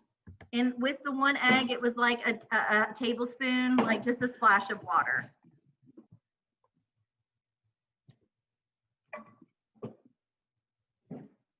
It just dilutes it a little bit, right? So that it's not so thick. All right. The last thing we're gonna do to this, and this is ready, I like using a little sugar over the top. So you can just take some white sugar and just sprinkle on the crust.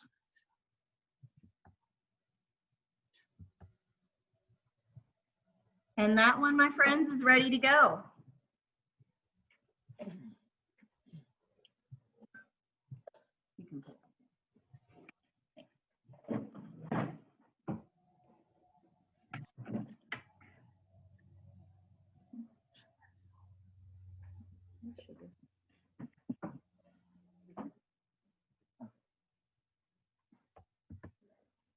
All right, you guys see me okay? I know I've cut my head off today, but all right. So that's where we should be. If you're done with that, we're going to set that aside. Go ahead and pull your pie crust back out for our pumpkin pie filling in the pie plate.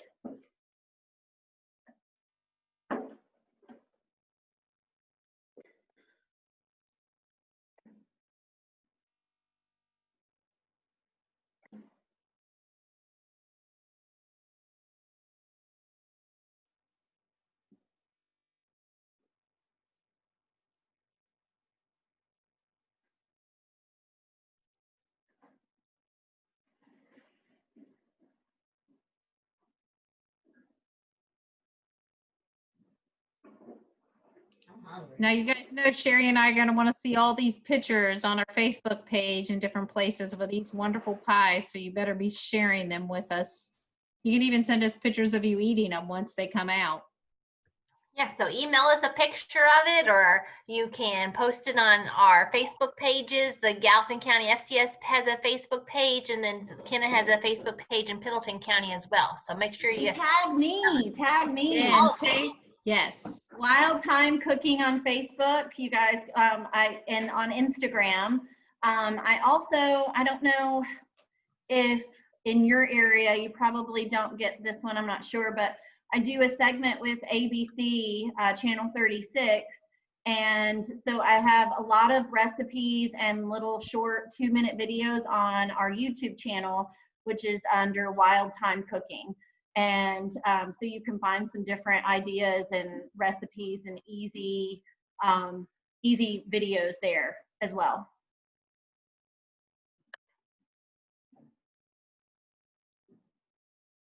So you should have your pie shells out of the fridge. And all we're going to do is the very same thing. We're going to take that egg wash and just brush the edges of the pie crust with that egg wash before we put the filling in.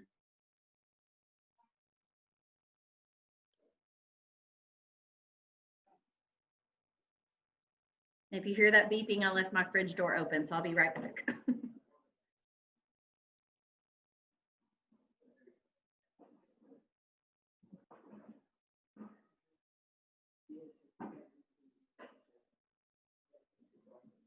So any questions up until this point? Is everybody with us?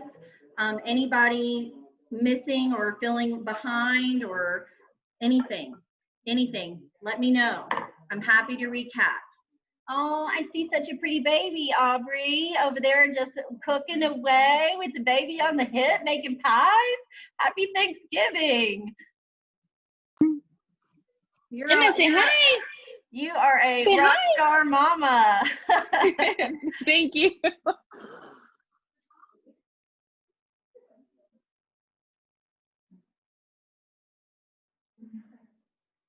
So I'm just lightly brushing. If you, well, you said they got a pastry brush in their kit, but if you don't have a pastry brush, a little paper towel, right? Kind of ball up a little paper towel, just get it a little saturated in the egg wash and just brush it with a paper towel like you would almost like one of those sponge paint brushes.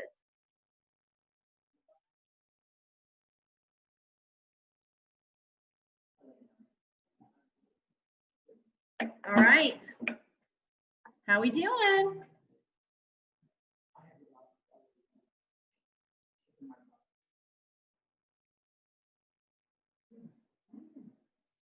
So we're down to the last step before we put it in the oven, and that's pouring that pie filling into the pies. and I go about 3/4 of the way up with the filling. So that means where we fluted, I go right underneath the fluting. So when you fill your pies with the pumpkin pie filling, you're just going to go up to that edge right where the fluting is, okay? Because this is not going to rise. This is just going to set. So it's not like a quiche or anything where it's going to rise up over. So you just go right underneath that fluting where you want that pie to start.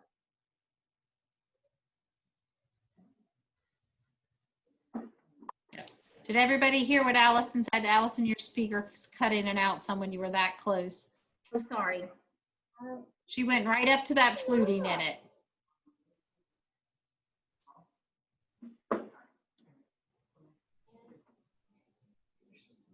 And friends, that's it. One thing that I like to do, and we're kind of run out of some time, but if you have some little leaf cutters, or if you wanna take like a little extra pie dough, you can always cut some leaves and bake those off, and those become great little center garnishes for your pies. Whipped cream is wonderful on a pumpkin pie as well. So you could always, put a little dollop of whipped cream on the center, sprinkle a little cinnamon over the top. But these are going to be gorgeous just on their own as well. But it will taste good. So it will definitely taste good. Yep. So just go over the cooking time one more time for everyone else. All right, lastly, the cooking time. So you're going to bake both of these to start at 425 for 15 minutes. Your oven should be preheated to 425. And then you're going to take your oven temperature down to 350, and you're going to bake at another 40-45 minutes. For the pumpkin pies, maybe 50 minutes max, but it should be set. It might have a little bit of jiggle, but that's okay, because when you pull it out, it will set and finish cooking, right? There's always a carryover cook time when you take a pie or something out of the oven, where it continues to cook for another 2 or 3 minutes after it's removed from the oven because it's so hot. With the pumpkin pies, what I like to do is just insert a knife, in the center, and if the knife comes out clean, then the pie is done. Don't second guess it. If it's clean and it's set, pull it. And yes, they both can go in the oven at the same time, Diane. Yes. Yes. Kenna, where should the shelves be in your oven? Which level for 2? Great question. So I would put the tart on the top shelf, meaning like maybe 2 below the burner, like not your top shelf, but like the second one under.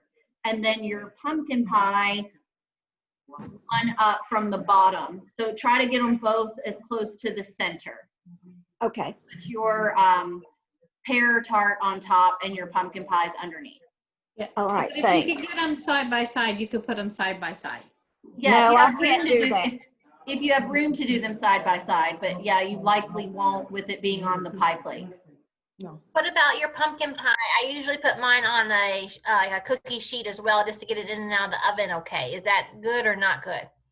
You can do that. With my glass pie plates, I don't like putting them on a metal because I feel like it will create a darker bottom crust. So if you're careful and you go right into the oven, you shouldn't need to put it on anything. Again, this particular pie is not going to bubble over like maybe say an apple pie would with the syrup.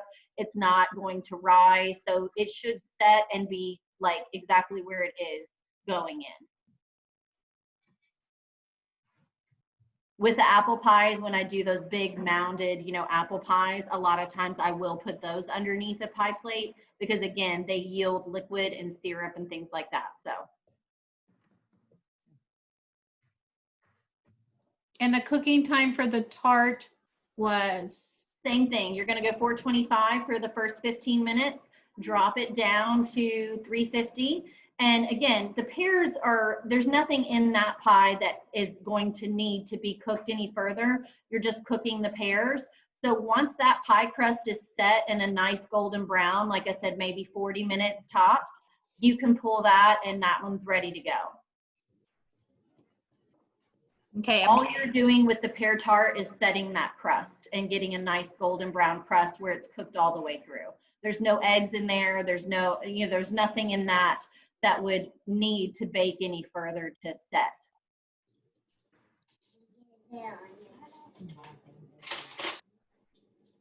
All right. I think hopefully everybody's good. I would love to see pictures. We do. So post pictures, tag us again, Wild Time Cooking, Instagram at Wild Time Cooking. I'm on Instagram as at Chef Allison Davis.